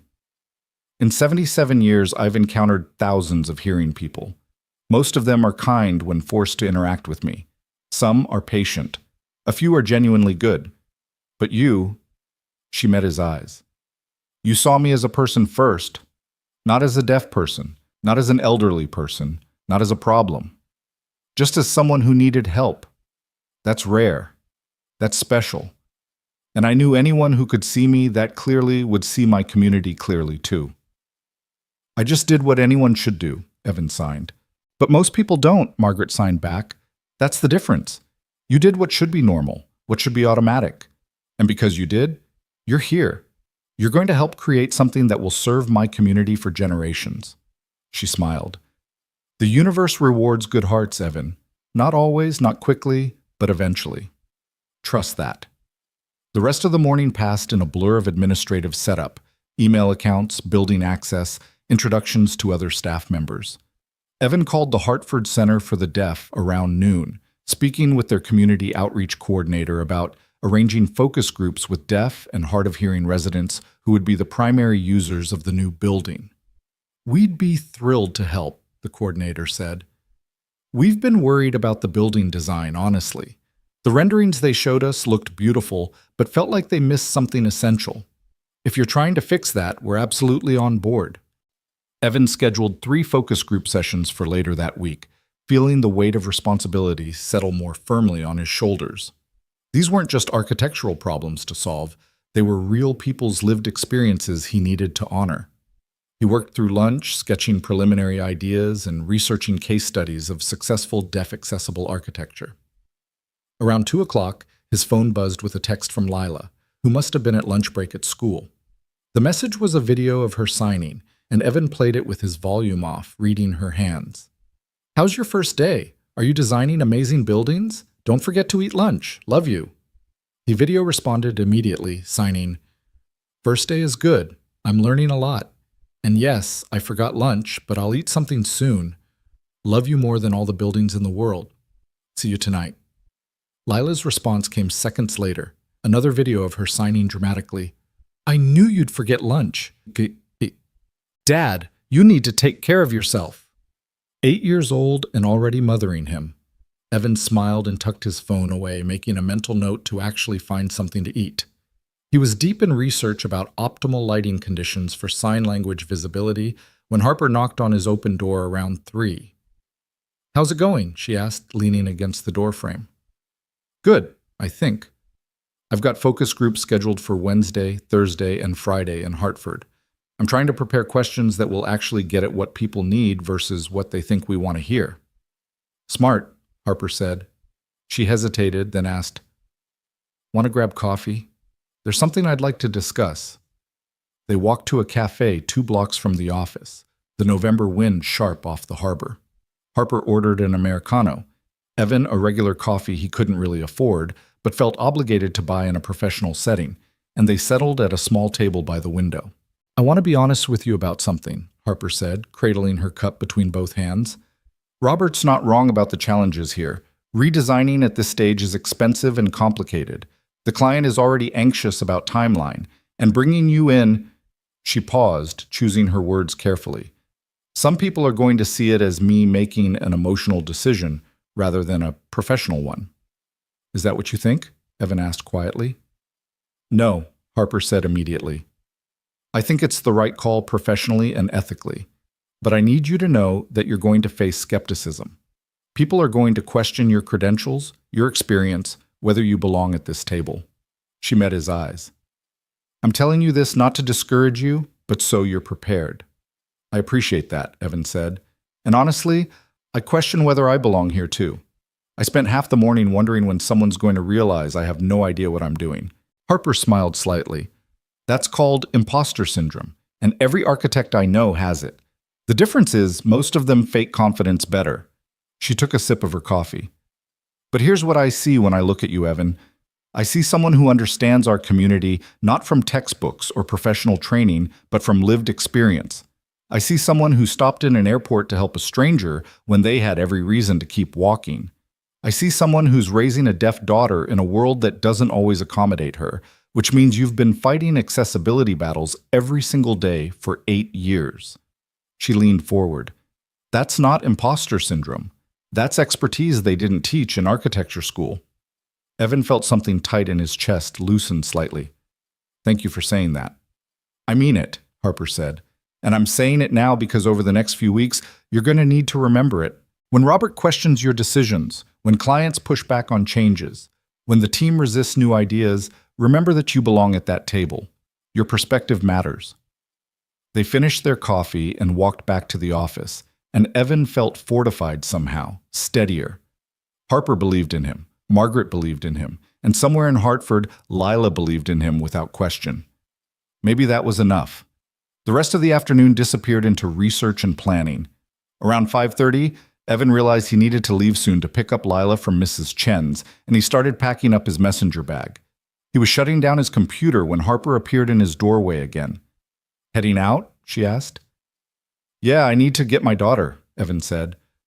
"But I'll be back tomorrow morning. I want to review those structural drawings more carefully before the focus groups." "Evan," Harper said, and something in her tone made him pause. "I know you're commuting from Hartford. That's an hour each way minimum. Have you thought about how sustainable that is?" "I'll make it work," Evan said automatically, though he had been wondering the same thing. 2 hours of driving every day meant 2 hours less with Lila, 2 hours less sleep, 2 hours of gas money he needed to budget for. "What if there was another option?" Harper said carefully. "We have a corporate apartment in the North End that we keep for out-of-town collaborators. It's empty right now. You're welcome to use it during the week if that would help. Stay over a few nights, save the commute, give yourself more time to focus on the project. Evan started to refuse automatically. It felt like too much, like taking advantage of Harper's generosity. But then he thought about the math. If he stayed in Boston 3 nights a week, he'd save 6 hours of driving time, probably $100 in gas money, and gain space to think without the constant pressure of rushing home. I couldn't, he started. You could, Harper interrupted gently. And before you argue, know that we're not doing you a favor. You're doing us one. This project needs your full focus, and if eliminating a brutal commute helps you give us your best work, that's a business decision, not charity. I'd need to be home for Lila, Evan said, Tuesday nights especially. That's our tradition, mac and cheese night. I can't miss that. So stay Monday, Wednesday, Thursday, Harper suggested. Drive home Tuesday and Friday. Spend weekends with your daughter. You get the benefit of focused work time. She doesn't lose her dad. She smiled. Everyone wins. It made sense. It made so much sense that Evan's resistance crumbled under the weight of logic. Okay, he said finally. Thank you, really, thank you. The apartment key will be waiting with Patricia tomorrow, Harper said. Now go. Your daughter's waiting.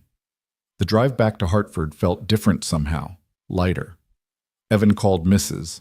Chen from the car, letting her know he was running a few minutes late, and she assured him Lila was fine, currently beating her at cards for the 3rd time in a row. When Evan picked up his daughter, Lila immediately started signing questions faster than he could process them. How was it? What did you do? Did you design things? Are the people nice? When do you start? I already started, Evan signed, pulling her into a hug. Today was my first day. And?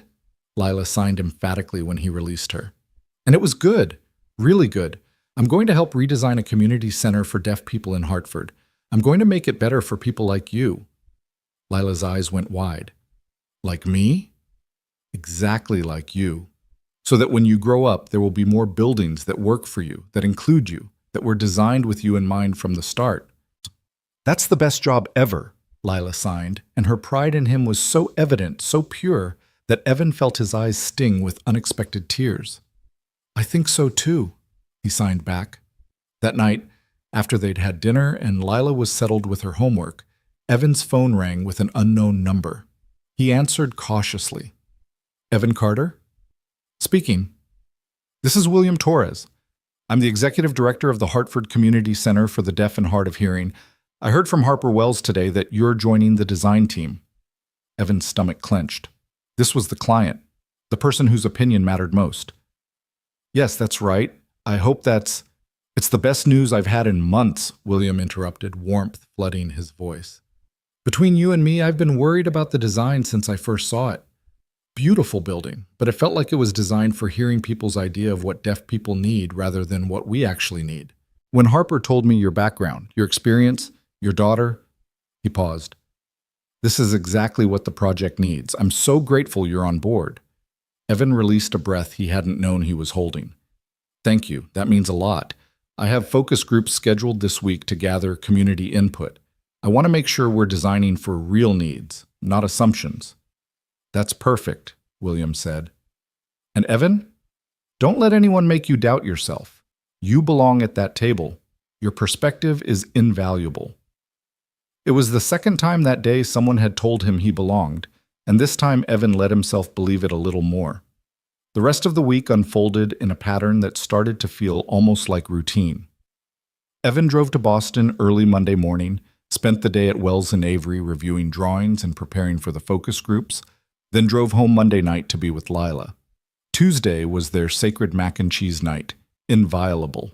Wednesday morning, he drove back to Boston with an overnight bag, stayed at the corporate apartment Harper had arranged, and ran his first focus group that afternoon in Hartford. The focus group was revelatory. 15 members of the deaf and hard of hearing community gathered in a conference room at the Hartford Center, and Evan listened to their experiences, their frustrations, their hopes with the intensity of someone whose daughter's future depended on getting this right. Every building assumes we're broken hearing people, one woman signed, her hands sharp with frustration. They add accommodations like Band-Aids. We don't need Band-Aids. We need buildings designed for how we actually exist in the world. Sightlines matter more than acoustics, a man in his 30s signed. I need to see everyone in a room, not just the person speaking at the front. Current auditorium designs make that impossible. Lighting, signed a teenager who reminded Evan painfully of Lila. Everything is about mood lighting, romantic shadows. But I need to see hands clearly. I need consistent, bright, shadowless light. Why is that so hard? Evan took notes furiously, his mind already spinning with solutions. After the focus group ended, several participants stayed to talk with him individually, sharing stories that broke his heart and fired his determination in equal measure. Thursday's focus group brought different perspectives: parents of deaf children, educators, service providers. Friday's group included elderly deaf community members, their experiences spanning decades of being invisible in a hearing world. By Friday afternoon, when Evan sat down with Harper to review his findings, he had pages of notes, dozens of insights, and a crystal-clear understanding of what needed to change. The building needs to assume visual communication as primary, Evan explained, spreading his sketches across Harper's conference table. Not accommodate it, not add it as an afterthought, but design for it from the foundation up. Harper leaned over the drawings, her expression intent. Show me what that looks like. Curved walls instead of straight ones, Evan said, pointing to his revised floor plans. So people can see across spaces instead of being blocked by corners. Open circulation patterns that allow visual contact. Lighting from multiple sources to eliminate shadows. Materials and colors that enhance rather than interfere with visual clarity. The auditorium, Harper said, focusing on one particular drawing. You've completely reimagined it. No pillars, Evan confirmed. We use a different structural system. Tension cables from the ceiling, load-bearing walls that curve rather than interrupt. Everyone in the audience has clear sight lines to the stage and to each other. The lighting is designed for visibility first, aesthetics second. The colors are chosen to provide contrast without causing eye strain. Harper was quiet for a long moment, studying the drawings. Then she looked up at Evan with something like wonder in her expression.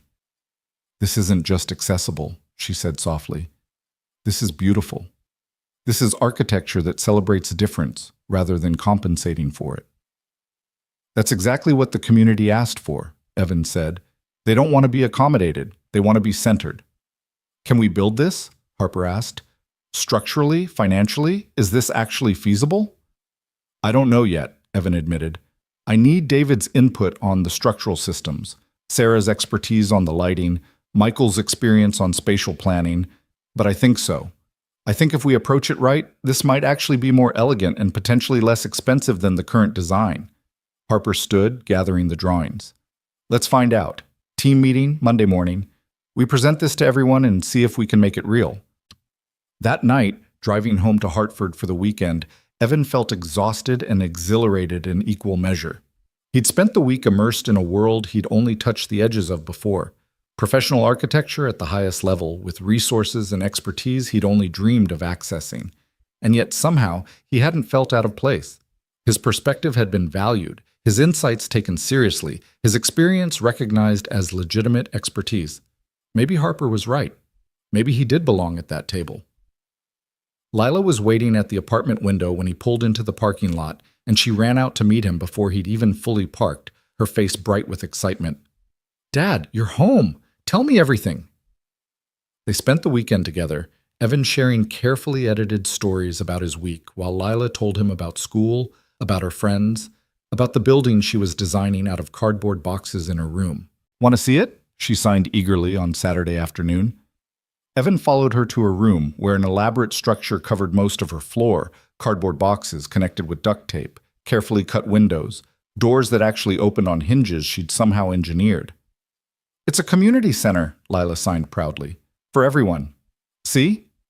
The doors are extra wide so wheelchairs can fit. And look. She pointed to small drawings she'd taped to the walls. Visual signs for people like me. Pictures and words together so everyone can understand. Evan knelt beside his daughter's creation, his throat tight with emotion. She was 8 years old and already designing for inclusion, already thinking about how to make spaces that welcomed everyone. It's perfect, he signed. You're going to be an amazing architect someday. Like you, Lila signed simply, and Evan pulled her into a hug to hide the tears threatening to spill. Sunday night, after Lila was asleep, Evan sat at his desk and refined his drawings for Monday's presentation. He worked until past midnight, fueled by coffee and determination, making sure every detail was clear, every solution thoughtfully considered. His phone buzzed around 11:30 with a text from Harper. "Ready for tomorrow?" Evan typed back, "As ready as I'll ever be. Thank you again for this opportunity." "Thank you," Harper responded immediately. "You're changing this project in ways I didn't even know it needed. Sleep well. See you Monday." Evan stared at her message for a long moment, letting himself absorb the validation, the recognition that what he was doing mattered. Then he closed his laptop, checked on Lila one more time, and went to bed, dreaming of buildings that welcomed everyone, spaces designed with love, and the extraordinary power of simply choosing to see. Monday would bring new challenges, new skepticism to overcome, new problems to solve. But for tonight, Evan Carter let himself believe that maybe, just maybe, he was exactly where he was supposed to be. And maybe the world was becoming the kind of place where his daughter, and all the Lilas yet to come, would finally, truly be seen. Monday morning's team meeting had the electric tension of a moment that could go either way, triumph or disaster, with very little room for anything in between. Evan arrived at the office at 7:30, wanting time to set up his presentation before anyone else appeared. But Harper was already there, 2 cups of coffee on the conference table and an expression that managed to be both encouraging and nervous. "Couldn't sleep?" she asked, handing him one of the cups. "Not much," Evan admitted, setting down his portfolio and the carefully organized presentation boards he'd spent Sunday night perfecting. "You?" "I kept thinking about Robert's face when we tell him we're essentially starting over," Harper said with a rueful smile. "He's going to fight this." "Should I be worried?" "Probably," Harper said honestly, "but I'm the CEO, and ultimately this is my call. I just need you to present your vision clearly enough that the team understands why we're doing this. Make them believe it's not just possible but necessary."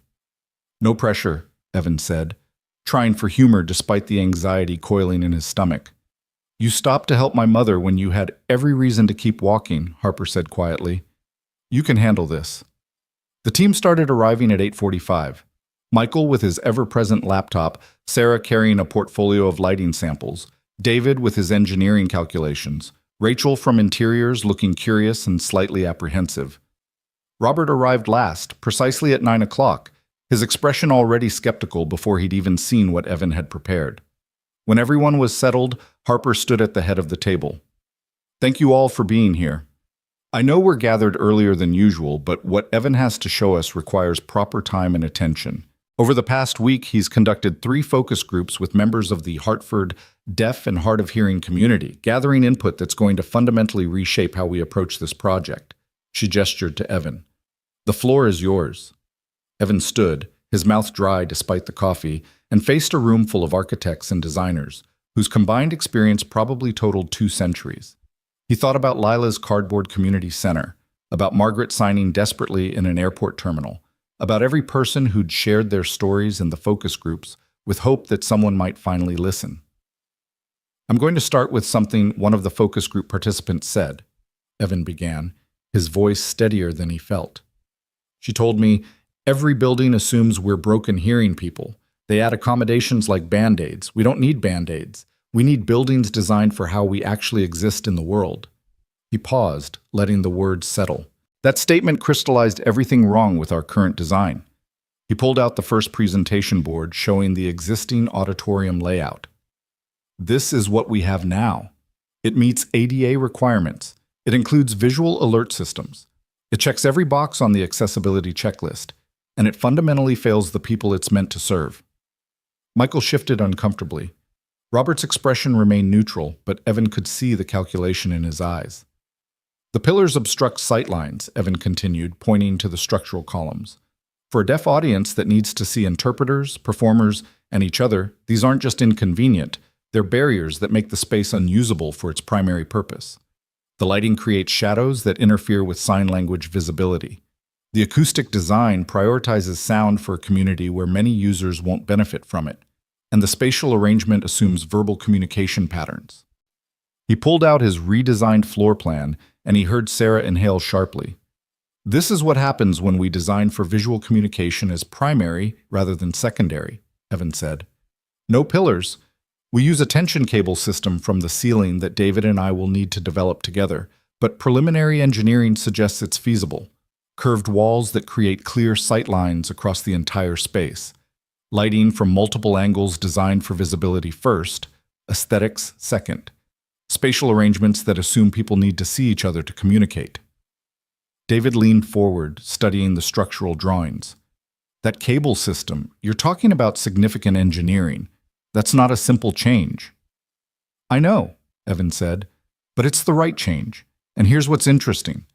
Preliminary cost estimates suggest it might actually be comparable to the current design. We're eliminating the pillar foundations, simplifying the floor structure, and using the architectural form itself to solve structural problems rather than fighting against it. Sarah was studying the lighting plans now, her expression thoughtful. You've specified high-color rendering index fixtures throughout, multiple light sources to eliminate shadows, and maintained consistent brightness levels. That's elegant. It might even reduce our energy consumption compared to the current design. The community was clear about what they needed, Evan said. I'm just translating their lived experience into architectural solutions. Robert finally spoke, his tone measured. These are interesting ideas, Mr. Carter, but you're proposing we abandon weeks of design development work, go back to schematic design essentially, and delay the project timeline by months. The client has already approved the current design. The budget is allocated. The construction timeline is set. He looked at Harper. This isn't just a design change. It's a complete project restart. The client approved the current design because they didn't have a better option, Evan said before Harper could respond. But when I spoke with William Torres, the executive director, he told me he's been concerned about the design since he first saw it. He said it felt like it was designed for hearing people's idea of what deaf people need rather than what the community actually needs. Evan met Robert's gaze. He also said bringing me onto the team was the best news he'd had in months. The client wants this. One person's opinion, Robert started. 57 people's opinions, Evan interrupted, surprising himself with his boldness. That's how many community members participated in the focus groups. 57 deaf and hard of hearing individuals who will actually use this building, who shared their experiences and frustrations and hopes. This isn't about my ideas or your preferences or aesthetic choices. This is about serving the community this building is meant for. The room fell silent. Harper was watching Evan with an expression he couldn't quite read. Michael and Sarah were studying the revised drawings with obvious interest. David was running calculations on his tablet, his brow furrowed in concentration. Rachel, the interior designer who'd been quiet until now, spoke up.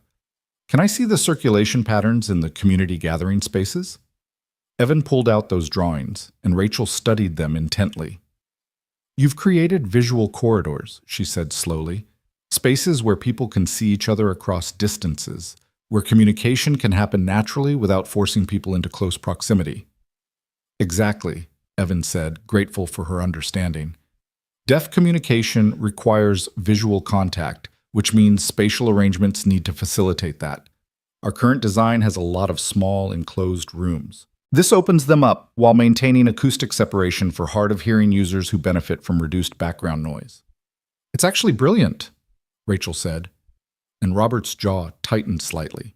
David looked up from his calculations. The tension cable system could work. It's unusual, but structurally sound. We'd need to consult with a specialist, but preliminary numbers suggest it's feasible within budget, maybe even under budget if we account for eliminated foundation work. Robert was looking increasingly uncomfortable, like someone watching his carefully constructed arguments dissolve. Harper, can I speak with you privately? Anything you need to say can be said here, Harper replied, her tone pleasant but firm.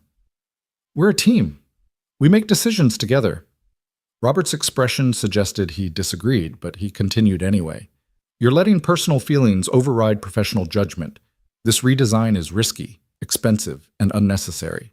We have a good design that meets all requirements. Making these changes could jeopardize the entire project. We have a technically adequate design that fails to serve its community, Harper corrected. And if we deliver that building, we'll have created something beautiful and useless. I'm not willing to do that.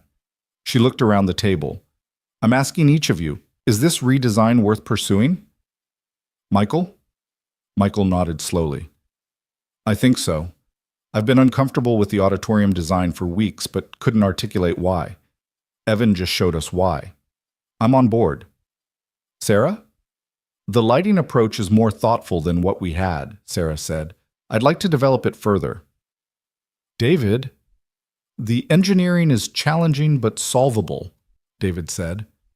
And honestly, it's more interesting than what we were doing. I'm in. Rachel? Absolutely, Rachel said. This is the kind of project that could set a new standard for accessible design. I want to be part of that. Harper turned to Robert last. Robert? He was quiet for a long moment, and Evan could see the internal struggle playing out across his features, professional caution warring with the reality that his entire team had just endorsed the change. I still think this is risky, Robert said finally, but I'm outvoted, and I trust this team's judgment even when I disagree with it. If we're doing this, we do it right. That means proper timeline adjustments, clear budget oversight, and regular check-ins to make sure we're not going off the rails. Agreed, Harper said. Evan, how long do you need to develop these concepts into full schematic design? Evan thought quickly, trying to balance ambition with reality. 6 weeks for complete schematic design, another month for design development. We present to the client in early February instead of December. That's 2 months, Robert said. 2 months of delay on a project that's already pushing schedule. 2 months to get it right, Harper countered. William Torres will understand, and frankly, I'd rather delay and deliver excellence than rush and deliver mediocrity. She looked at Evan. 6 weeks. You'll work with the full team, Michael on spatial planning, Sarah on lighting, David on structural systems, Rachel on interiors. You lead on accessibility considerations, but this is collaborative. Everyone's expertise matters. Understood, Evan said, relief and excitement flooding through him in equal measure. Meeting adjourned, Harper said. Let's get to work. The team dispersed and Evan found himself surrounded by Michael, Sarah, and Rachel, all of them asking questions, making suggestions, already diving into the work. David approached more cautiously, but his questions about the structural system were detailed and genuinely curious. Robert left without speaking to Evan, and Harper caught Evan's concerned glance. Don't worry about Robert, she said quietly. He's cautious by nature, which is why he's a good partner. He keeps me from being too impulsive. But once he commits, he's all in. He'll come around. I hope so, Evan said. I don't want to create problems for you. You're not creating problems, Harper said firmly. You're solving them. Now get to work. 6 weeks isn't as long as it sounds. She wasn't wrong. The next 6 weeks unfolded in a blur of intense collaboration, late nights, and the kind of deep creative work that Evan hadn't experienced since architecture school. He fell into a rhythm, 3 days a week in Boston, staying at the corporate apartment Harper had arranged, working closely with the team.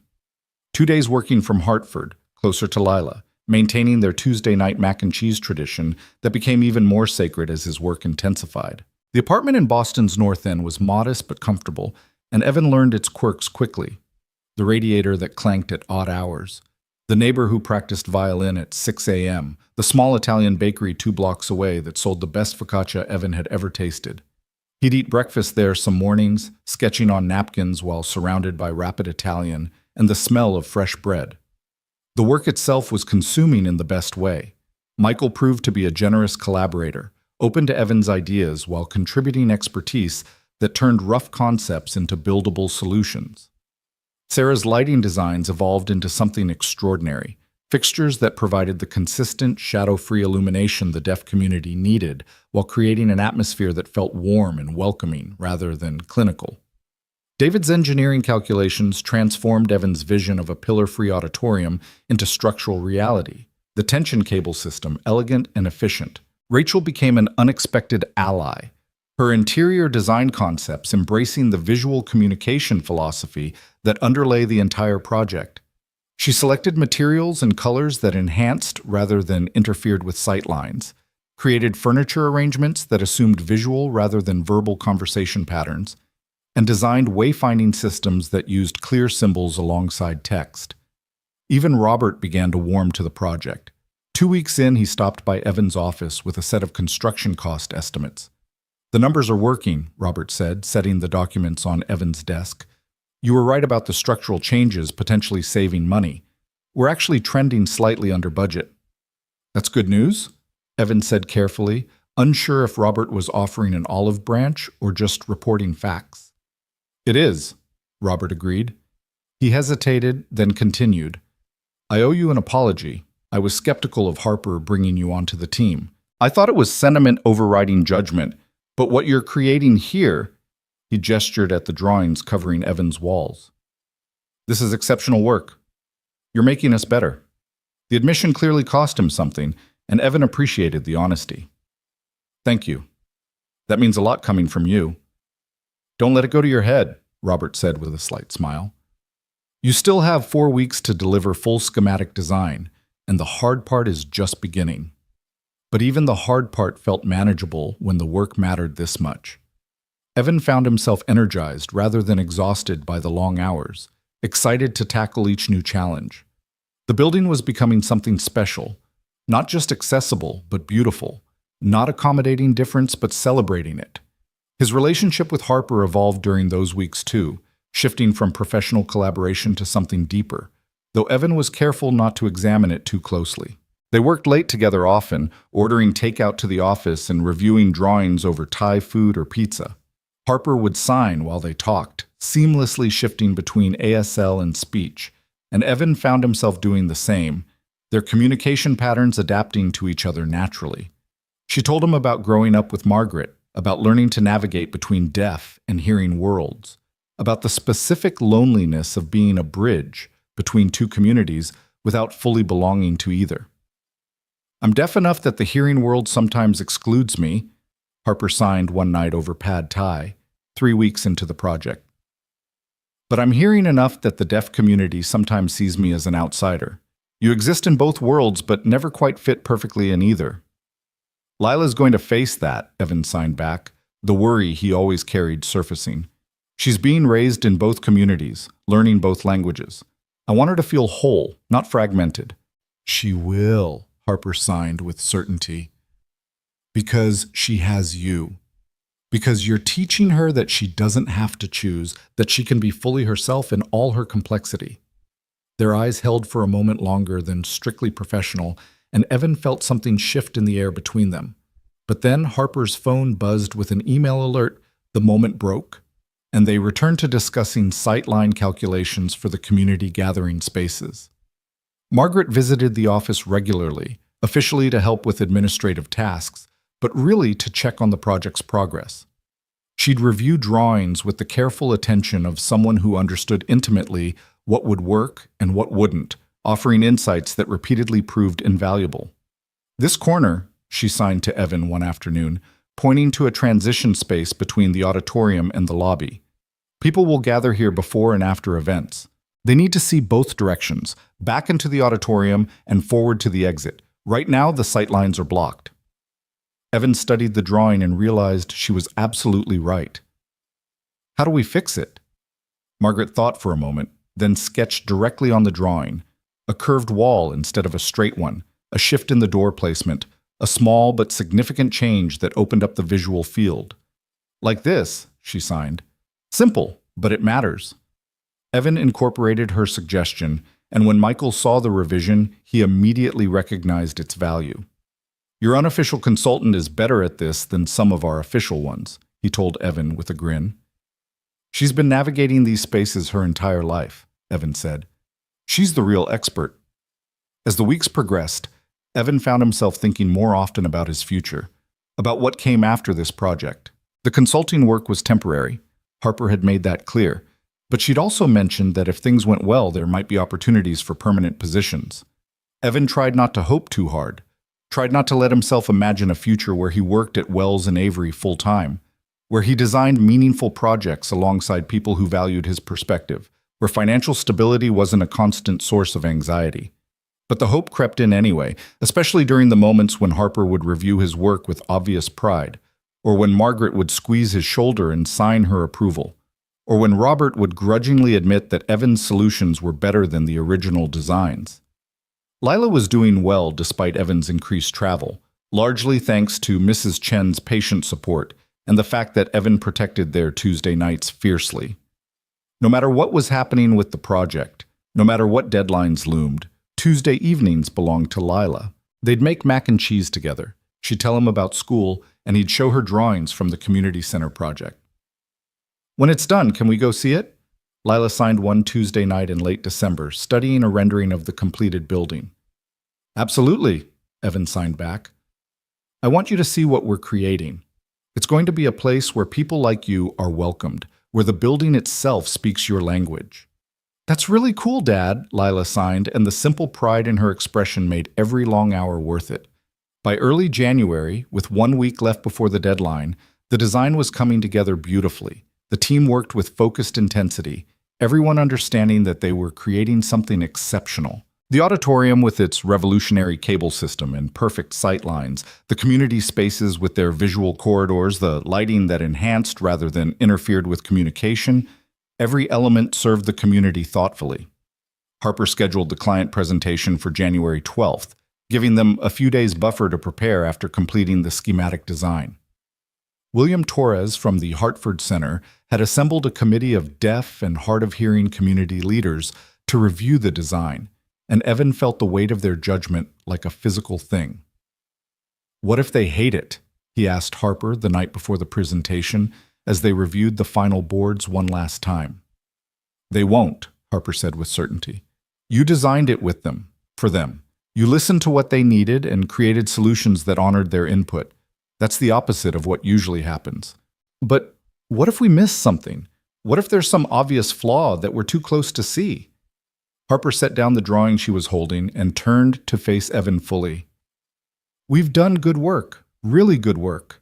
And even if there are refinements needed, which there probably are because no design is perfect, we've created a foundation that actually serves this community. That's what matters." She was standing close enough that Evan could smell her perfume, something subtle and woodsy. Close enough that he could see the flecks of gold in her brown eyes. Close enough that the air between them felt charged with possibility. "Harper," he started, not entirely sure what he was going to say.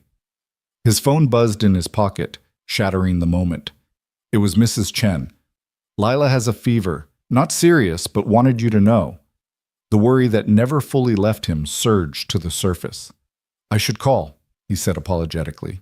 "Of course," Harper said, stepping back, and Evan wondered if he'd imagined the disappointment that flickered across her face. He stepped into the hallway and called Mrs. Chen, who assured him Lila's fever was low grade, probably just a cold, nothing to panic about.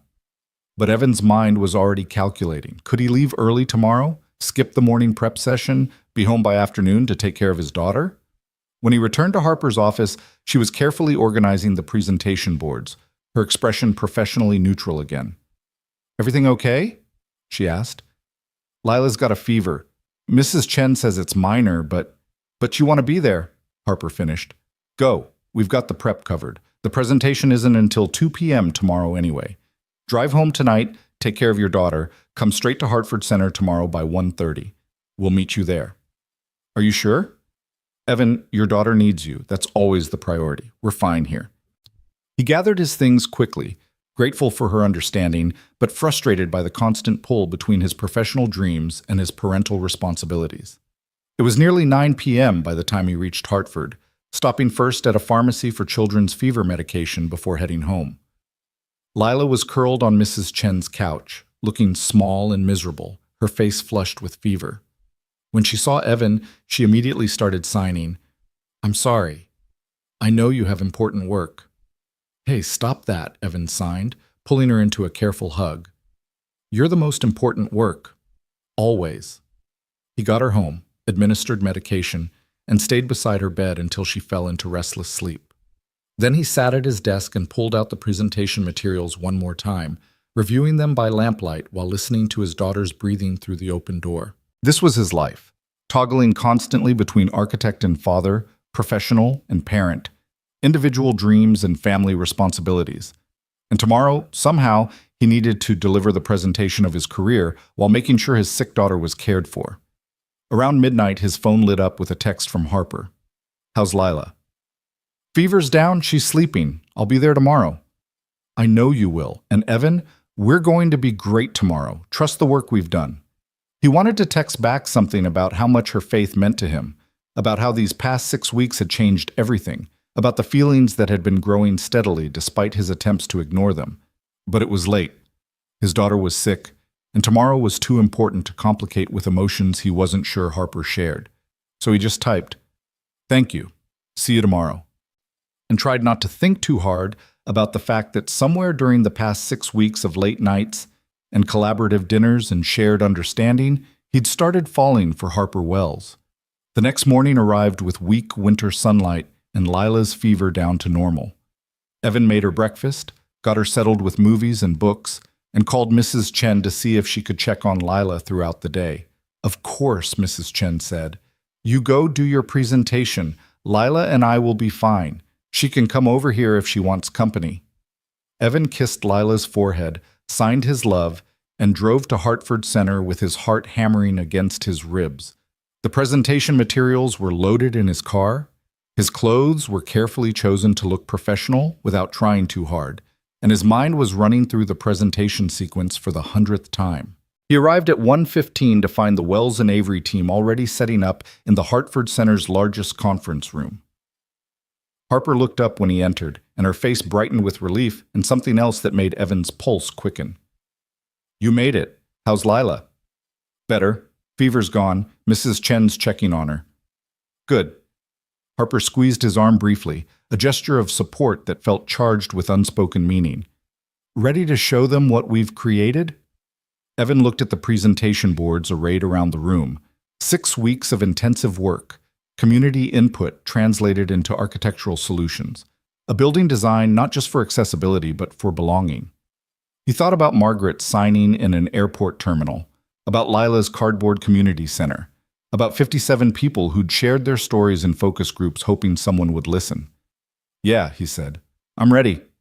The committee began arriving at 1:30. William Torres and a dozen community leaders, all deaf or hard of hearing, all intimately familiar with the ways buildings typically failed them.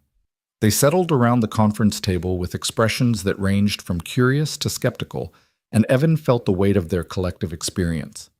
Harper opened the presentation with interpreters present for those who preferred voice-to-sign interpretation, though most of the committee signed fluently. She introduced the team, explained the redesign process, and then turned the presentation over to Evan. 6 weeks ago, Evan began, signing as he spoke, Harper asked me to join this project because of a chance encounter in an airport. I helped her mother, Margaret Wells, find her gate after she'd been ignored by dozens of people. I stopped because I have a deaf daughter, and I understood what it feels like to be invisible. He saw several committee members nod in recognition. Margaret told me later that I'd seen her as a person first, not as a deaf person.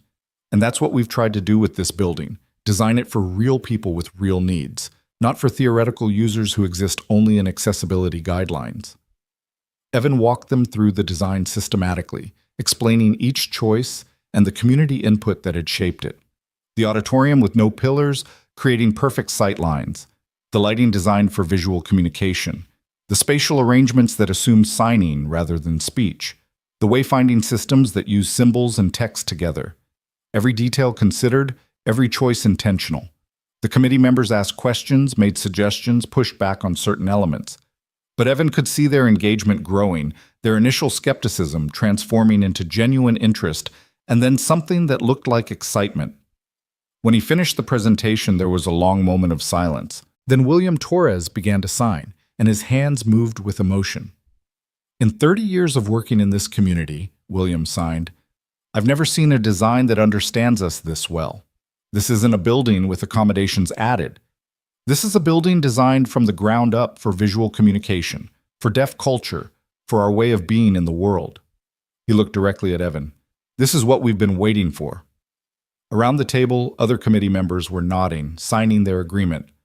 One woman had tears in her eyes as she signed, Finally someone sees us." Harper caught Evan's gaze across the room, and the pride in her expression was unmistakable. Margaret, who'd come to observe, was smiling broadly, signing applause. The committee voted unanimously to approve the schematic design and move forward with design development. After the formal meeting ended, committee members crowded around Evan, asking questions, sharing stories, thanking him for creating something that honored their community. William pulled Evan aside as people were leaving. "This project is going to set a new standard," he signed. "Other communities are going to see this and demand the same level of thoughtfulness. You're changing the conversation about accessible design." "I just listened," Evan signed back. "The community told me what they needed. I just translated it into architecture." "That's what makes you perfect for this work," William signed. "You know how to listen."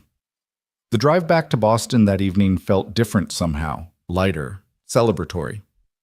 Harper had insisted on Evan riding with her and Margaret, claiming they needed to debrief the presentation, but mostly they spent the drive laughing and replaying the committee's reactions. "Did you see Patricia's face when they started applauding?" Harper said, grinning. "She was crying." "Your lighting design made Sarah cry too," Evan said. "She told me after the meeting that she'd never felt so proud of her work." Margaret, sitting in the back seat, signed from between the front seats, "I'm proud of both of you. You made something beautiful together."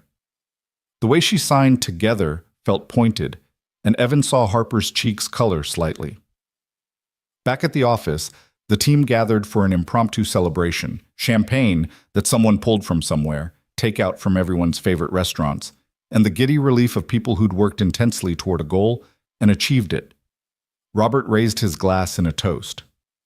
"To Evan Carter, who proved me spectacularly wrong and made us all better architects in the process."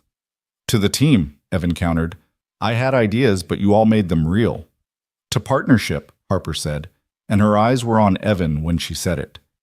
"To the magic that happens when the right people come together at the right time." They drank, and Michael launched into an enthusiastic analysis of the structural engineering that made David laugh, and Sarah pulled up photos she'd taken of the committee's reactions, and the celebration stretched into the evening. Around 9 o'clock, people started dispersing, heading home to families and lives outside the office. Evan checked his phone, a text from Mrs. Chen saying Lila was feeling much better and had beaten her at cards 3 times in a row. Relief flooded through him. He was gathering his things to leave when Harper appeared in his office doorway. "Got a minute?" she asked. "Of course." She came in and closed the door behind her, which felt significant. For a moment, she just looked at him, and Evan's heart started doing complicated things in his chest. "I wanted to say thank you," Harper finally said. "What you did today, what you've done over these past 6 weeks, it's been extraordinary. You took a good project and made it exceptional. You challenged us to think differently, to design better. And the committee's reaction—" She paused, emotion flickering across her face. "That's why we do this work. That's what it's supposed to feel like." "It's been the most meaningful work of my career," Evan said honestly. "Thank you for taking a chance on me." "It wasn't a chance," Harper said. "It was certainty. My mother saw who you were in that airport, and she was right." She stepped closer. "Evan, I know your consulting agreement was only through schematic design, but I'm hoping you'll stay on for design development and construction documentation. I'm hoping—" She hesitated, then continued. "I'm hoping you'll consider joining Wells and Avery permanently, as senior accessibility consultant working across all our projects." Evan's breath caught. A permanent position, financial stability, meaningful work, everything he dreamed of and stopped letting himself dream. "Harper, that's incredible. But I have Lila and Hartford, and—" "We'll make it work," Harper interrupted. "Whatever schedule you need, whatever arrangement works for your daughter. Remote work some days, flexible hours, Hartford office space if that helps. We figure it out together because you're too valuable to lose." They were standing very close now, close enough that Evan could see Harper's pulse beating at her throat, could feel the warmth radiating from her skin. "There's something else," Harper said quietly, and now her voice had shifted to something more personal, more vulnerable. "These past 6 weeks, working with you, it's been professional, and it's been something more than professional. And I don't know if you feel it too, but I had to say something because I can't keep pretending it's just collaboration when—" Evan kissed her. He didn't plan it, didn't think about whether it was appropriate or professional or complicated. He just closed the distance between them and kissed her. and Harper made a small sound of surprise before kissing him back. When they finally broke apart, both breathing hard, Harper smiled up at him. "So you feel it too," she said. "Yeah," Evan said, his voice rough. "I really do." "This is complicated," Harper said, though she made no move to step away. "You work for me, technically. There are power dynamics to consider. We need to be careful." "I know," Evan said. "But Harper, these past weeks, being around you, working with you, learning from you, it's been more than just professional for a while now." "For me too," Harper admitted. "I kept telling myself it was just admiration, just respect for your talent. But it's more than that." They stood there in Evan's small office, the celebration sounds fading from down the hallway, and Evan felt the future shifting into focus. A future that included meaningful work and financial stability, and this remarkable woman who understood him in ways he hadn't known he needed. "So what do we do?" Evan asked. "We take it slow," Harper said. "We're honest with each other and with the team. We don't hide it, but we don't make it complicated either. And," she smiled, "we see where it goes." "I'd like that," Evan said, and kissed her again because he could, because she wanted him to, because everything that had seemed impossible 6 weeks ago was suddenly, miraculously, within reach. They left the office together that night, walking out into cold January air that felt like possibility. And Evan thought about how one choice in an airport terminal had led to this moment. How stopping to help a stranger had reshaped his entire life, had brought him to Harper and meaningful work, and a future that looked nothing like the struggle he'd been grinding through. Sometimes the smallest acts of compassion created the biggest changes. Sometimes choosing to see someone led to being seen yourself. And sometimes, just sometimes, the universe rewarded good hearts with more than they'd ever dared to dream. The drive home to Hartford that night took on a dreamlike quality. Evan's mind still replaying the kiss, Harper's words about a permanent position, the way everything he'd been carefully not hoping for had suddenly materialized in the space of a single evening. His phone sat in the cup holder, Harper's last text glowing on the screen. "Drive safe. We have so much to talk about tomorrow." Tomorrow. The word felt weighted with promise and complexity in equal measure. Evan needed to tell Lila, needed to figure out logistics, needed to understand what this shift from consultant to permanent employee would actually mean for their lives. But underneath the practical concerns ran a current of pure joy he couldn't quite contain. When he arrived home, Mrs. Chen was waiting with Lila, who'd fallen asleep on their couch. The elderly woman took one look at Evan's face and smiled knowingly. "Good news from the presentation?" she asked quietly, careful not to wake Lila. "Really good news," Evan said, and found himself telling her everything. The committee's enthusiastic approval, the permanent job offer, even the complicated, wonderful thing with Harper, though he kept that part vague. Mrs. Chen listened with the patience of someone who'd known him long enough to understand what this meant. "You deserve this, Evan. You've worked so hard for so long. And Lila," she glanced at the sleeping child. "She deserves to see her father happy and fulfilled, not just surviving." "I'm worried about how much I'll be traveling," Evan admitted, "about disrupting her routine, about asking too much of you." "We'll figure it out," Mrs. Chen said firmly, echoing Harper's words from earlier. "That's what families do. And Evan, you've spent 8 years making sure Lila has everything she needs. Maybe it's time to let yourself have what you need, too." He carried Lila home, tucked her into bed, and sat at his desk, staring at his laptop without opening it. His old life, the struggle, the constant financial anxiety, the small projects that paid bills but didn't feed his soul, felt like it was already receding into the past. The future stretched ahead, full of possibility and also terrifying in its uncertainty. Evan pulled up his bank account, looking at the balance that had been causing him stress for months. The consulting fees from Wells and Avery had already helped, and a permanent salary would mean actual financial stability for the first time since Sarah left. It would mean being able to fix the car without panic, to buy Lila the hearing aids upgrade her audiologist recommended, to maybe even save for her college fund instead of just hoping he'd figure it out when the time came. But it also meant change, more time in Boston, less predictable schedules, navigating a relationship with his boss that was both thrilling and professionally complicated. It meant Lila adjusting to a new normal, Mrs. Chen taking on more responsibility, and Evan learning to balance being present for his daughter while pursuing work that mattered. He was still awake, thinking through logistics, when his phone buzzed with a video message from Harper. She was signing in the video, sitting in what looked like her home office, and Evan's heart did that complicated thing again just seeing her face. "I couldn't sleep," Harper signed. "Keep thinking about everything that happened today. The presentation, the committee's reaction, us." She paused, her expression softening. "I want you to know that the job offer stands regardless of what happens with the personal stuff. If you need to keep things professional, if the relationship piece is too complicated with Lila and logistics, I understand. The work comes first. You come first. I just needed to say that." Evan hit record on his own video response, signing back. "I couldn't sleep either. And Harper, I want both. The job and the relationship and whatever complications come with it, we'll figure it out together." He sent the message and watched the 3 dots appear as Harper typed. Then another video came through. She was smiling now, that full, genuine smile that transformed her whole face. "Together. I like the sound of that. Sleep well, Evan Carter. Tomorrow we start planning the rest of design development. And maybe dinner sometime, if you're free." "I'm free," he signed back, grinning at his phone like a teenager. "Good night, Harper." Morning arrived with Lila bouncing on his bed at 7 a.m., fully recovered from her fever and full of energy. "Dad, you're still sleeping. It's late. What happened at the presentation? Did they like it? Tell me everything." Evan sat up, rubbing his eyes, and pulled Lila down beside him. "They loved it," he signed. "The committee approved everything. We're moving forward with the design." "I knew they would," Lila signed enthusiastically. "Your design was perfect. When can we see it?" "Not for a while.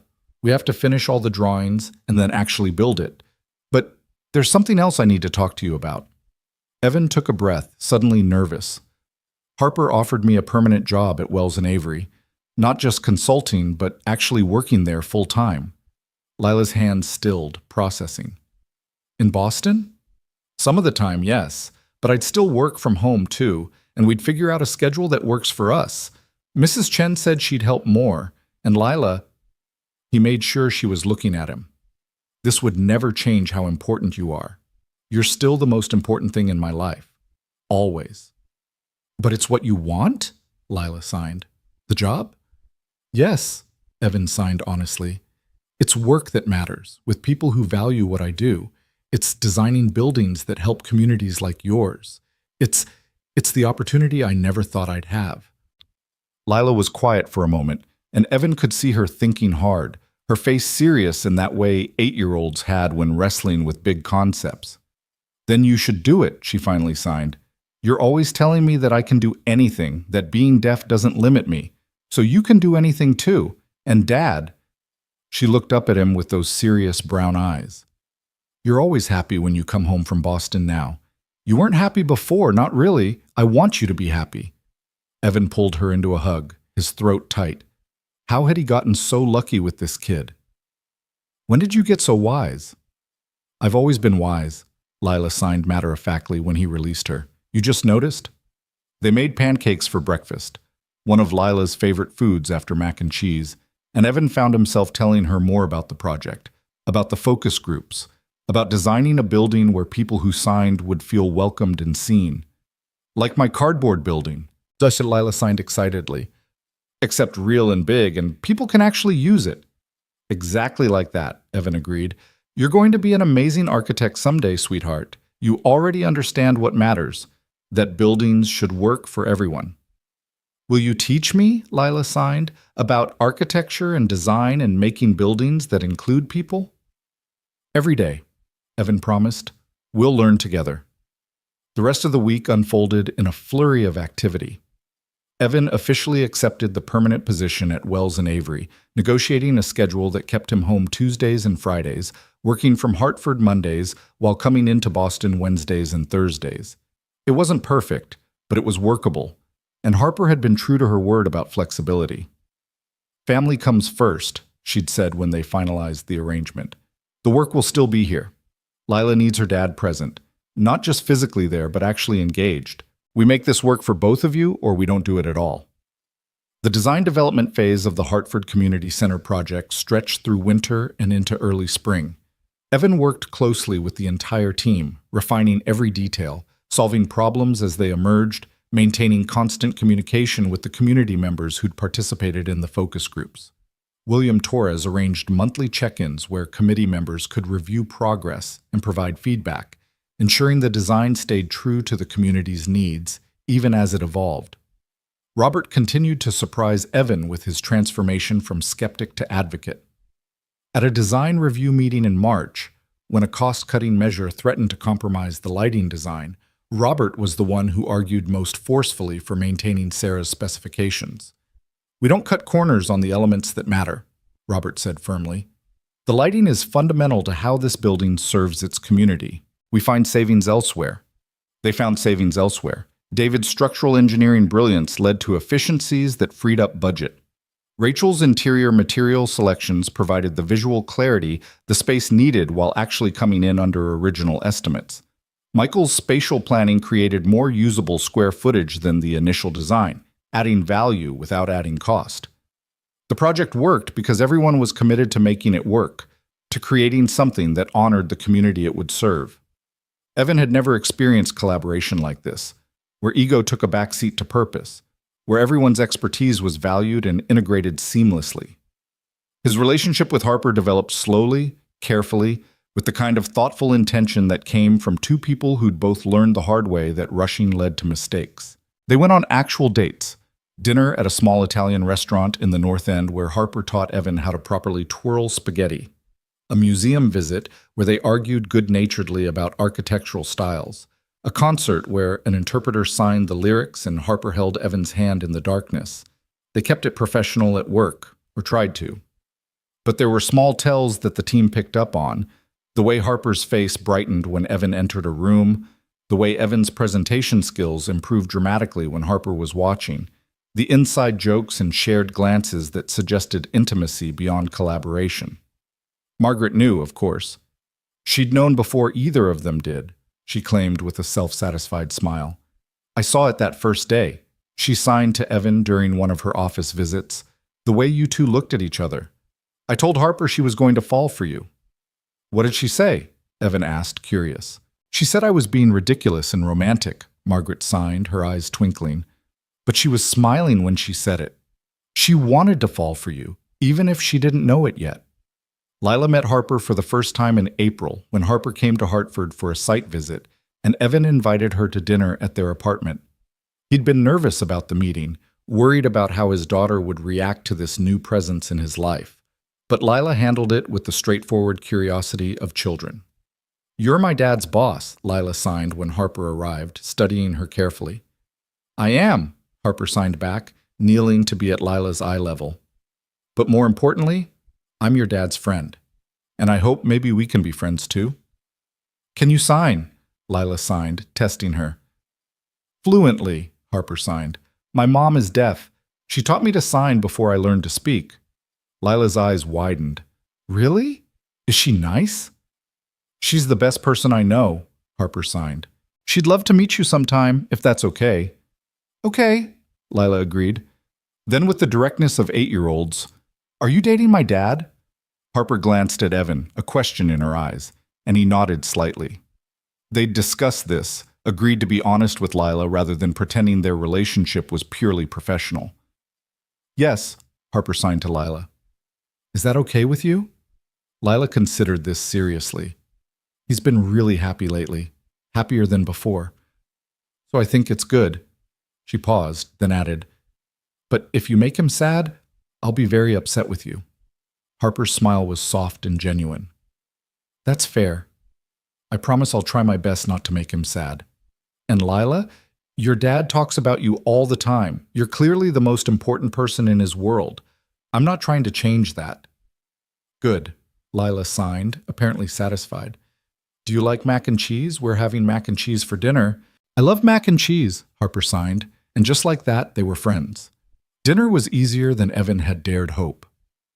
Harper asked Lila about school, about her friends, about her cardboard architecture projects. She admired the elaborate structure currently occupying most of Lila's bedroom floor, and offered suggestions that Lila eagerly incorporated. She signed naturally, including Lila in every conversation, never talking about her or around her the way hearing people sometimes did.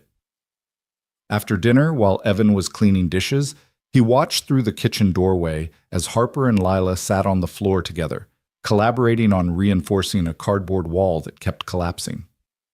They were signing animatedly, laughing, completely absorbed in the problem-solving.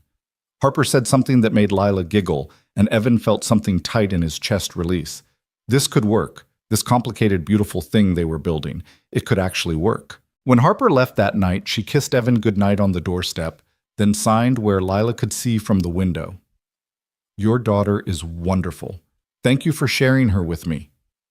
"Thank you for seeing her," Evan signed back. "Really seeing her, not just being nice because you're dating her dad." "Impossible not to see her," Harper signed. "She's remarkable, like her father." May brought warming weather and the final stages of construction documentation for the Hartford Community Center. The drawings were complete, the specifications written, every detail documented with the precision required for contractors to actually build what they'd designed. The project went out for bid, and Evan held his breath while contractors reviewed the plans and submitted their proposals. The bids came in surprisingly competitive. The innovative structural system that had seemed risky in January proved efficient enough that multiple contractors bid confidently on the project. The lighting design that had seemed expensive proved cost-effective when viewed holistically. Every risk they'd taken, every unconventional choice, was validated by contractors who saw the plans and understood they were both buildable and beautiful. Construction was scheduled to begin in June, with completion targeted for fall of the following year. It seemed impossibly far away, and also too close, like time was both crawling and flying simultaneously. In early June, Evan drove Lila to the construction site on a Saturday morning. The groundbreaking ceremony had happened the week before, but this was their first chance to visit together. The site was still mostly empty land, stakes marking where walls would go, orange construction fencing marking boundaries. But standing there, Evan could see the building in his mind, the curved walls, the open gathering spaces, the auditorium with its revolutionary sightlines. "This is where the main entrance will be," Evan signed to Lila, walking her through the site. "And over here, the Children's Activity Center. You remember that design you made for the kids' play space? We incorporated elements from it." Lila's eyes went wide. "My design? Really? Really?" Evan confirmed. "The committee loved it. They said a child's perspective on what makes a welcoming space was exactly what we needed." They walked the site together, Evan describing what would rise from this empty ground, and Lila asked 1,000 questions about foundation systems and structural loads and whether the playground would have swings. It was the kind of perfect mundane moment that Evan knew he'd remember forever. His daughter, his work, his future all coming together in this space that would serve communities for generations. Harper arrived about 20 minutes into their site visit, having promised to meet them there. With her was Margaret, who Lila had met twice now and adored completely. "The famous architect," Margaret signed enthusiastically when she saw Lila, pulling her into a hug. "Harper told me you helped design the children's space." "I made it out of cardboard," Lila signed, a little shy. "Dad made it real." "That's what good architects do," Margaret signed. "They take ideas and make them real. You're already a good architect." The four of them walked the site together, 2 generations of architects and the women who'd shaped their understanding of what design should be. Margaret told stories about navigating inaccessible buildings throughout her life, and Lila listened with the intense focus of someone learning important truths. "When I was your age," Margaret signed to Lila, "most buildings didn't even try to include deaf people. We were expected to just manage, to fit ourselves into spaces designed for hearing people. But you're growing up in a world where people like your dad and Harper are designing buildings that work for everyone. That's progress." "But it's not done yet," Lila signed back, surprisingly insightful. "Dad says there are still lots of buildings that don't work for deaf people." "You're right," Margaret signed, "which is why we need architects like you and your dad to keep designing better buildings. The work is never finished." They left the site and went to lunch together. The four of them crowded into a booth at a local diner where the waitress knew enough sign language to take their order directly from Margaret and Lila without asking Evan or Harper to interpret. It was a small thing, but it mattered. another sign that the world was slowly, incrementally, becoming more inclusive. Over burgers and fries, Harper's phone buzzed with an email that made her expression shift to excitement. She read it quickly, then looked up at Evan with barely contained energy. "That was the mayor's office," she said, signing along. "They saw the renderings for Hartford Community Center and want to meet about a potential project, redesigning City Hall to be fully accessible. They specifically asked if you'd be involved." Evan felt that now familiar surge of possibility mixed with disbelief. "They asked for me specifically." "You're making a name for yourself," Harper said, her pride evident. "Word is spreading about the work you're doing. This is just the beginning, Evan." Margaret was beaming. "I told you," she signed. "Good hearts get rewarded. Sometimes it takes time, but it happens." Lila was watching all of this with interest, her young mind clearly working through implications. "Dad, does this mean more buildings?" "Maybe," Evan signed. "If we do the City Hall project well, other cities might want similar work. We could help make lots of buildings more accessible." "Good," Lila signed decisively. "That's important work. You should do it." The summer passed in a blur of activity.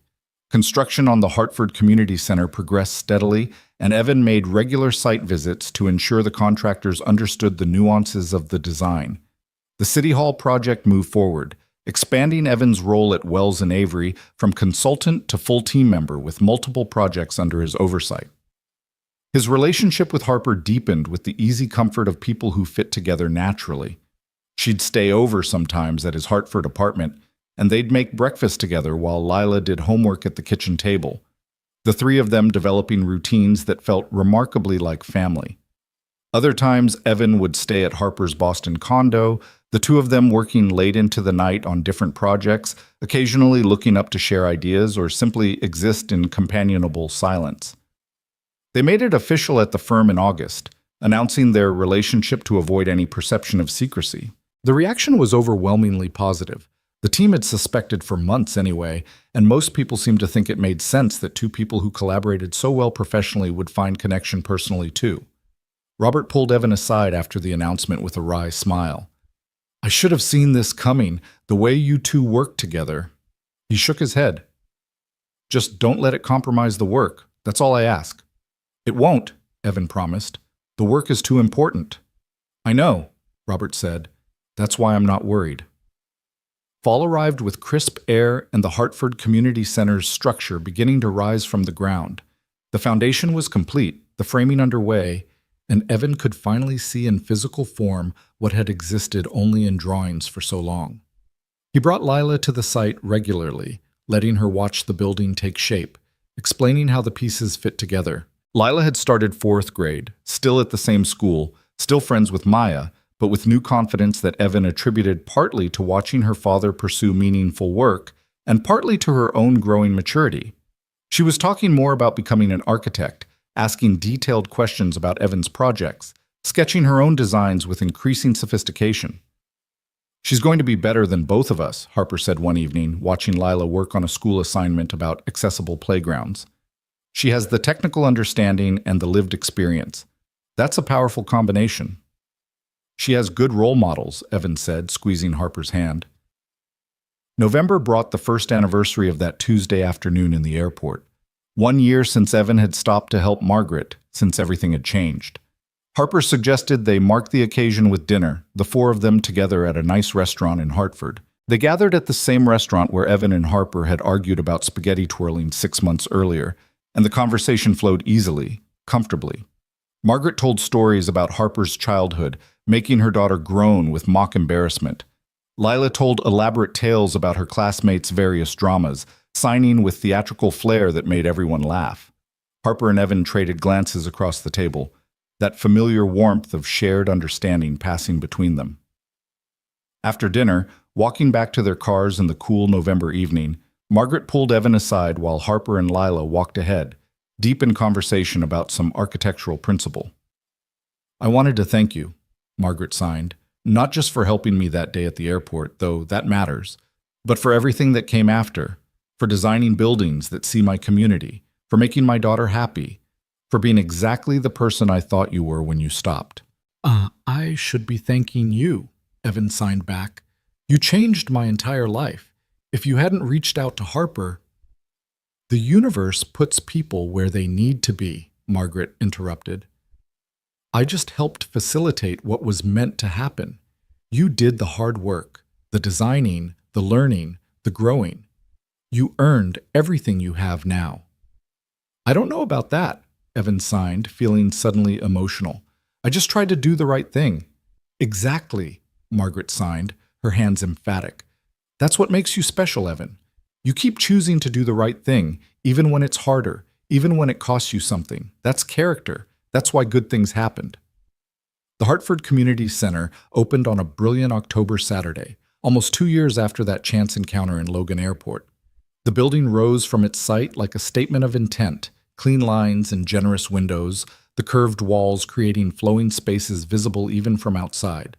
Evan stood with Harper and Lila and Margaret at the dedication ceremony, watching as hundreds of community members flooded into the space they'd all helped create.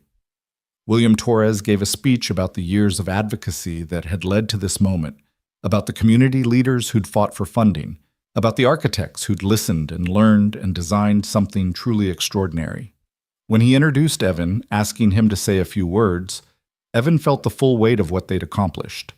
He stepped to the podium with an interpreter beside him, signing as he spoke so the entire audience could understand. 2 years ago, Evan began, I was running through an airport trying to catch a flight home to my daughter. I was stressed, exhausted, focused only on my own problems. And then I saw an elderly woman signing desperately for help, and I had a choice, keep walking or stop. He paused, finding Margaret in the crowd. I stopped, and that choice changed everything. The audience was completely silent, attentive.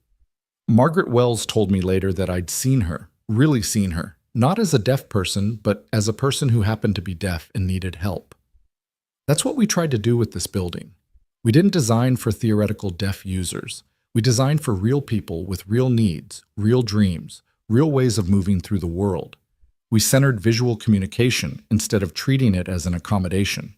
We made beauty and function inseparable. He gestured to the building around them. This space works because we listened, because 57 members of the deaf and hard of hearing community shared their experiences and frustrations and hopes.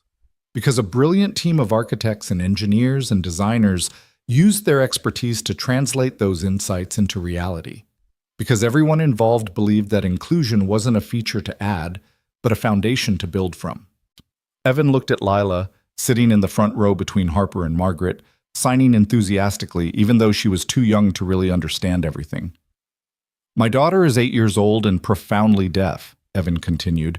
She's growing up in a world that doesn't always see her, doesn't always accommodate her, doesn't always understand that being deaf isn't a deficit, but a difference. I want her to grow up knowing that spaces can be designed for her, that buildings can speak her language, that she belongs everywhere. His voice caught slightly. This building is for her and for everyone like her. It's a promise that we can do better, design better, be better. The audience erupted in applause, hands raised and waving in the deaf applause that filled the space with silent celebration. Evan saw tears on many faces, saw people signing to each other with emotion, saw the community claiming this space as their own. After the formal ceremony, Evan walked through the building with Harper and Lila, watching as people explored every corner. The auditorium, with its perfect sightlines, was already hosting a performance, ASL poetry filling the space with flowing hands and expressive faces. The community gathering areas were crowded with people signing and laughing and connecting. The children's space, incorporating Lila's design elements, was full of kids running and playing in an environment designed to work for them. It's perfect, Lila signed, looking around with wide eyes. Everyone looks happy. They look like they belong, Evan signed back. That's what we wanted, for people to feel like this space was made for them, not despite them. Harper slipped her hand into Evan's, and he squeezed back, both of them watching the community fill the space they'd created together. Margaret appeared beside them, her face wet with tears. Thank you, she signed simply, for seeing me that day, for seeing all of us. Thank you for giving me the chance to try, Evan signed back. That evening, after the dedication, after the celebrations, After Lila had finally crashed from exhaustion and been put to bed, Evan and Harper sat on his apartment's small balcony, watching Hartford's lights twinkle in the darkness. "We did something good today," Harper said quietly. "We did something necessary," Evan corrected. "There should be hundreds of buildings like this, thousands." "So we make more," Harper said simply. "The City Hall project, and then others. We build a practice around inclusive design. We train other architects. We change the standard." She turned to look at him. "This is just the beginning, Evan.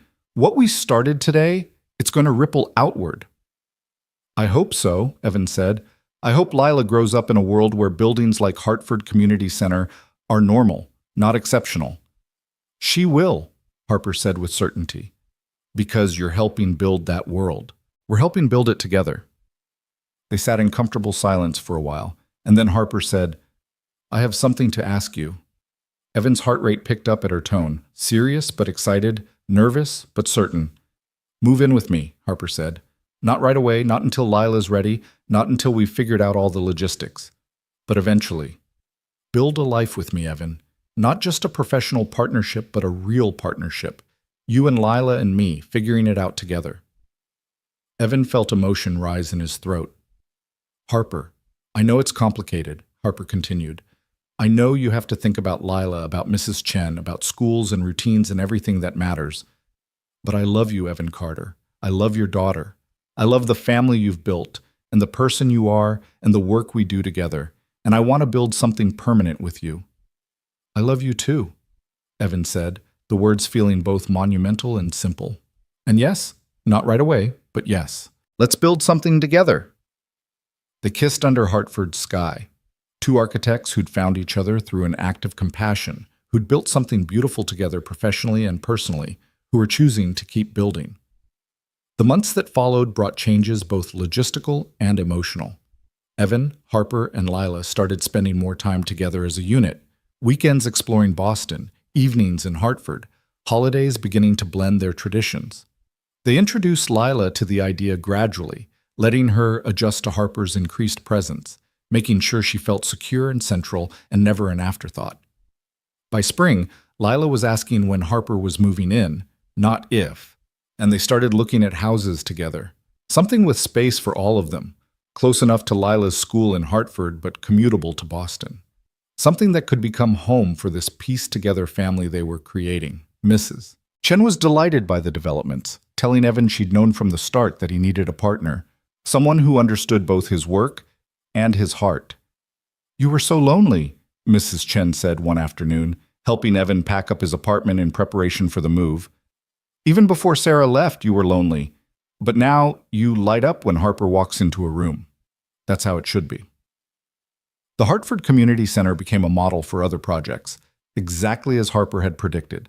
Other cities reached out, other communities asked for similar thoughtfulness, and Wells and Avery's accessible design practice grew rapidly. Evan hired 2 junior architects specifically to focus on inclusive design, training them in the principles he'd learned through lived experience and community input. One of his new hires was a recent graduate who was hard of hearing herself, and watching her bring her own insights to projects reminded Evan why this work mattered. The next generation of architects would include more diverse voices, more lived experience, more people who understood accessibility not as a checklist but as a fundamental design principle. Lila turned 10 in March, and for her birthday party she asked to visit the Hartford Community Center and show her friends around the building her dad designed.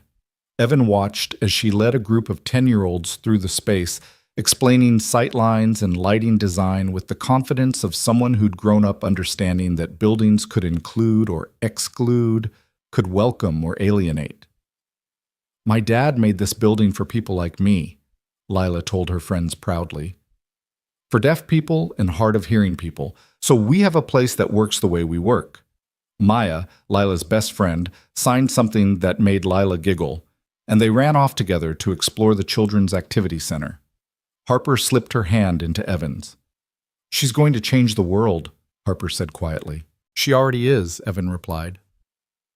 In May, exactly 3 years after that Tuesday afternoon in the airport, Evan and Harper got married in a small ceremony at the Hartford Community Center, surrounded by the community they'd served and the colleagues who'd helped make their vision real. Margaret stood beside Harper, signing the ceremony for guests, her face radiant with joy. Lila was the flower girl, taking her role seriously and scattering petals with the focus of an architect executing a detailed plan. The ceremony was conducted in both ASL and speech, every word signed and spoken simultaneously, and when the officiant pronounced them married, the room erupted in deaf applause, hundreds of hands waving in celebration. At the reception, Margaret pulled Evan aside for a moment, her eyes suspiciously bright. 3 years ago, she signed, I was invisible in an airport, and you stopped. You saw me, you helped me, and look what came from that single choice. She gestured around the room, the community center they'd designed, the colleagues celebrating, Lila dancing with Harper on the makeshift dance floor. One moment of compassion created all of this. That's the power we have, Evan. Every time we choose to see someone, every time we stop to help, we change the world a little bit. You changed my world completely, Evan signed back. I was drowning before I met you, struggling to keep my head above water, convinced I'd never achieve anything meaningful. And you gave me a chance to do work that matters, to be part of something bigger than myself. No, Margaret signed firmly. You gave yourself that chance. You made the choice to stop, to help, to see. I just recognized what you already were, a person with a good heart and the courage to act on it. Everything else you earned. The party stretched late into the evening, celebration and joy filling the building that had started as sketches and community input and had become something real and solid and permanent. Evan danced with Lila, with Harper, with Margaret. He talked with community members who shared stories about how the building had changed their lives, about programs offered here, about connections made in these thoughtfully designed spaces. Late in the evening, as things were winding down, William Torres pulled Evan aside. I have something to show you, William signed, leading Evan to the building's entrance. Above the main doors, workers had just finished installing a plaque. It read, Hartford Community Center for the Deaf and Hard of Hearing. Designed by Wells and Avery. Design Group. Lead Accessibility Consultant, Evan Carter. A building designed not just for us, but with us, where visual communication is celebrated, where difference is centered, where everyone belongs. Dedicated October 2026. Evan stood staring at the plaque, his name permanently attached to this work. This statement, this promise that spaces could be designed with intention and care for communities that had been marginalized for too long. Your work here will echo for generations, William signed. Children who grow up coming to this center will understand that buildings can work for them, that design can be inclusive, that they deserve spaces made with them in mind. You gave us that gift, Evan, you and your team. Evan thought about Lila, about Margaret, about every person who'd shared their stories in focus groups, about the 57 community members who'd trusted him with their experiences and dreams. He thought about Harper, who'd taken a chance on a struggling architect whose only credential was compassion. He thought about a Tuesday afternoon in an airport when he'd chosen to stop instead of walking past. Thank you, Evan signed to William, for letting me be part of this, for trusting me with something so important to your community. Thank you for being worth the trust, William signed back. Evan returned to the reception to find Harper and Lila waiting for him, both of them signing, "There you are," simultaneously, and then laughing at the coincidence. His wife and his daughter, the two people who meant everything, waiting to celebrate with him the work they'd all contributed to in different ways. Ready to go home? Harper signed, and the word home felt full of meaning, not just a physical place, but a state of being, a sense of belonging, a life they were building together. Yeah, Evan signed back, pulling both of them close. Let's go home. They left the Hartford Community Center that night under a sky full of stars, the building behind them lit and welcoming, a testament to what happened when people chose to see each other, when compassion guided design, when communities were centered in the spaces meant to serve them. Evan Carter had stopped in an airport terminal 3 years ago to help an elderly woman who needed assistance, and that single choice had reshaped his entire existence. He'd found meaningful work, financial stability, love, family, purpose. He'd learned that architecture was about more than buildings. It was about dignity, about inclusion, about creating spaces where every person could exist fully and without apology. But more than any of that, he'd learned that the smallest acts of compassion created ripples that extended far beyond what we could see in the moment. That stopping to help someone wasn't just the right thing to do morally, it was an investment in a future we couldn't yet imagine, a seed planted that would grow in unexpected directions. Sometimes love began not with words but with hands moving through air, with someone choosing to see instead of looking away, with the simple, profound act of acknowledging another person's humanity. And sometimes, just sometimes, the universe rewarded good hearts with more than they'd ever dared to dream, with work that mattered, with love that endured, with buildings that would stand for generations as monuments to what happened when people chose kindness over convenience, when they stopped running long enough to see who needed help, when they designed with intention and care for communities that deserved so much better than they'd been given. Evan Carter had stopped in an airport, and in stopping, he'd found everything he'd been searching for without knowing he was searching: purpose, partnership, and the extraordinary power of simply choosing to see. The end.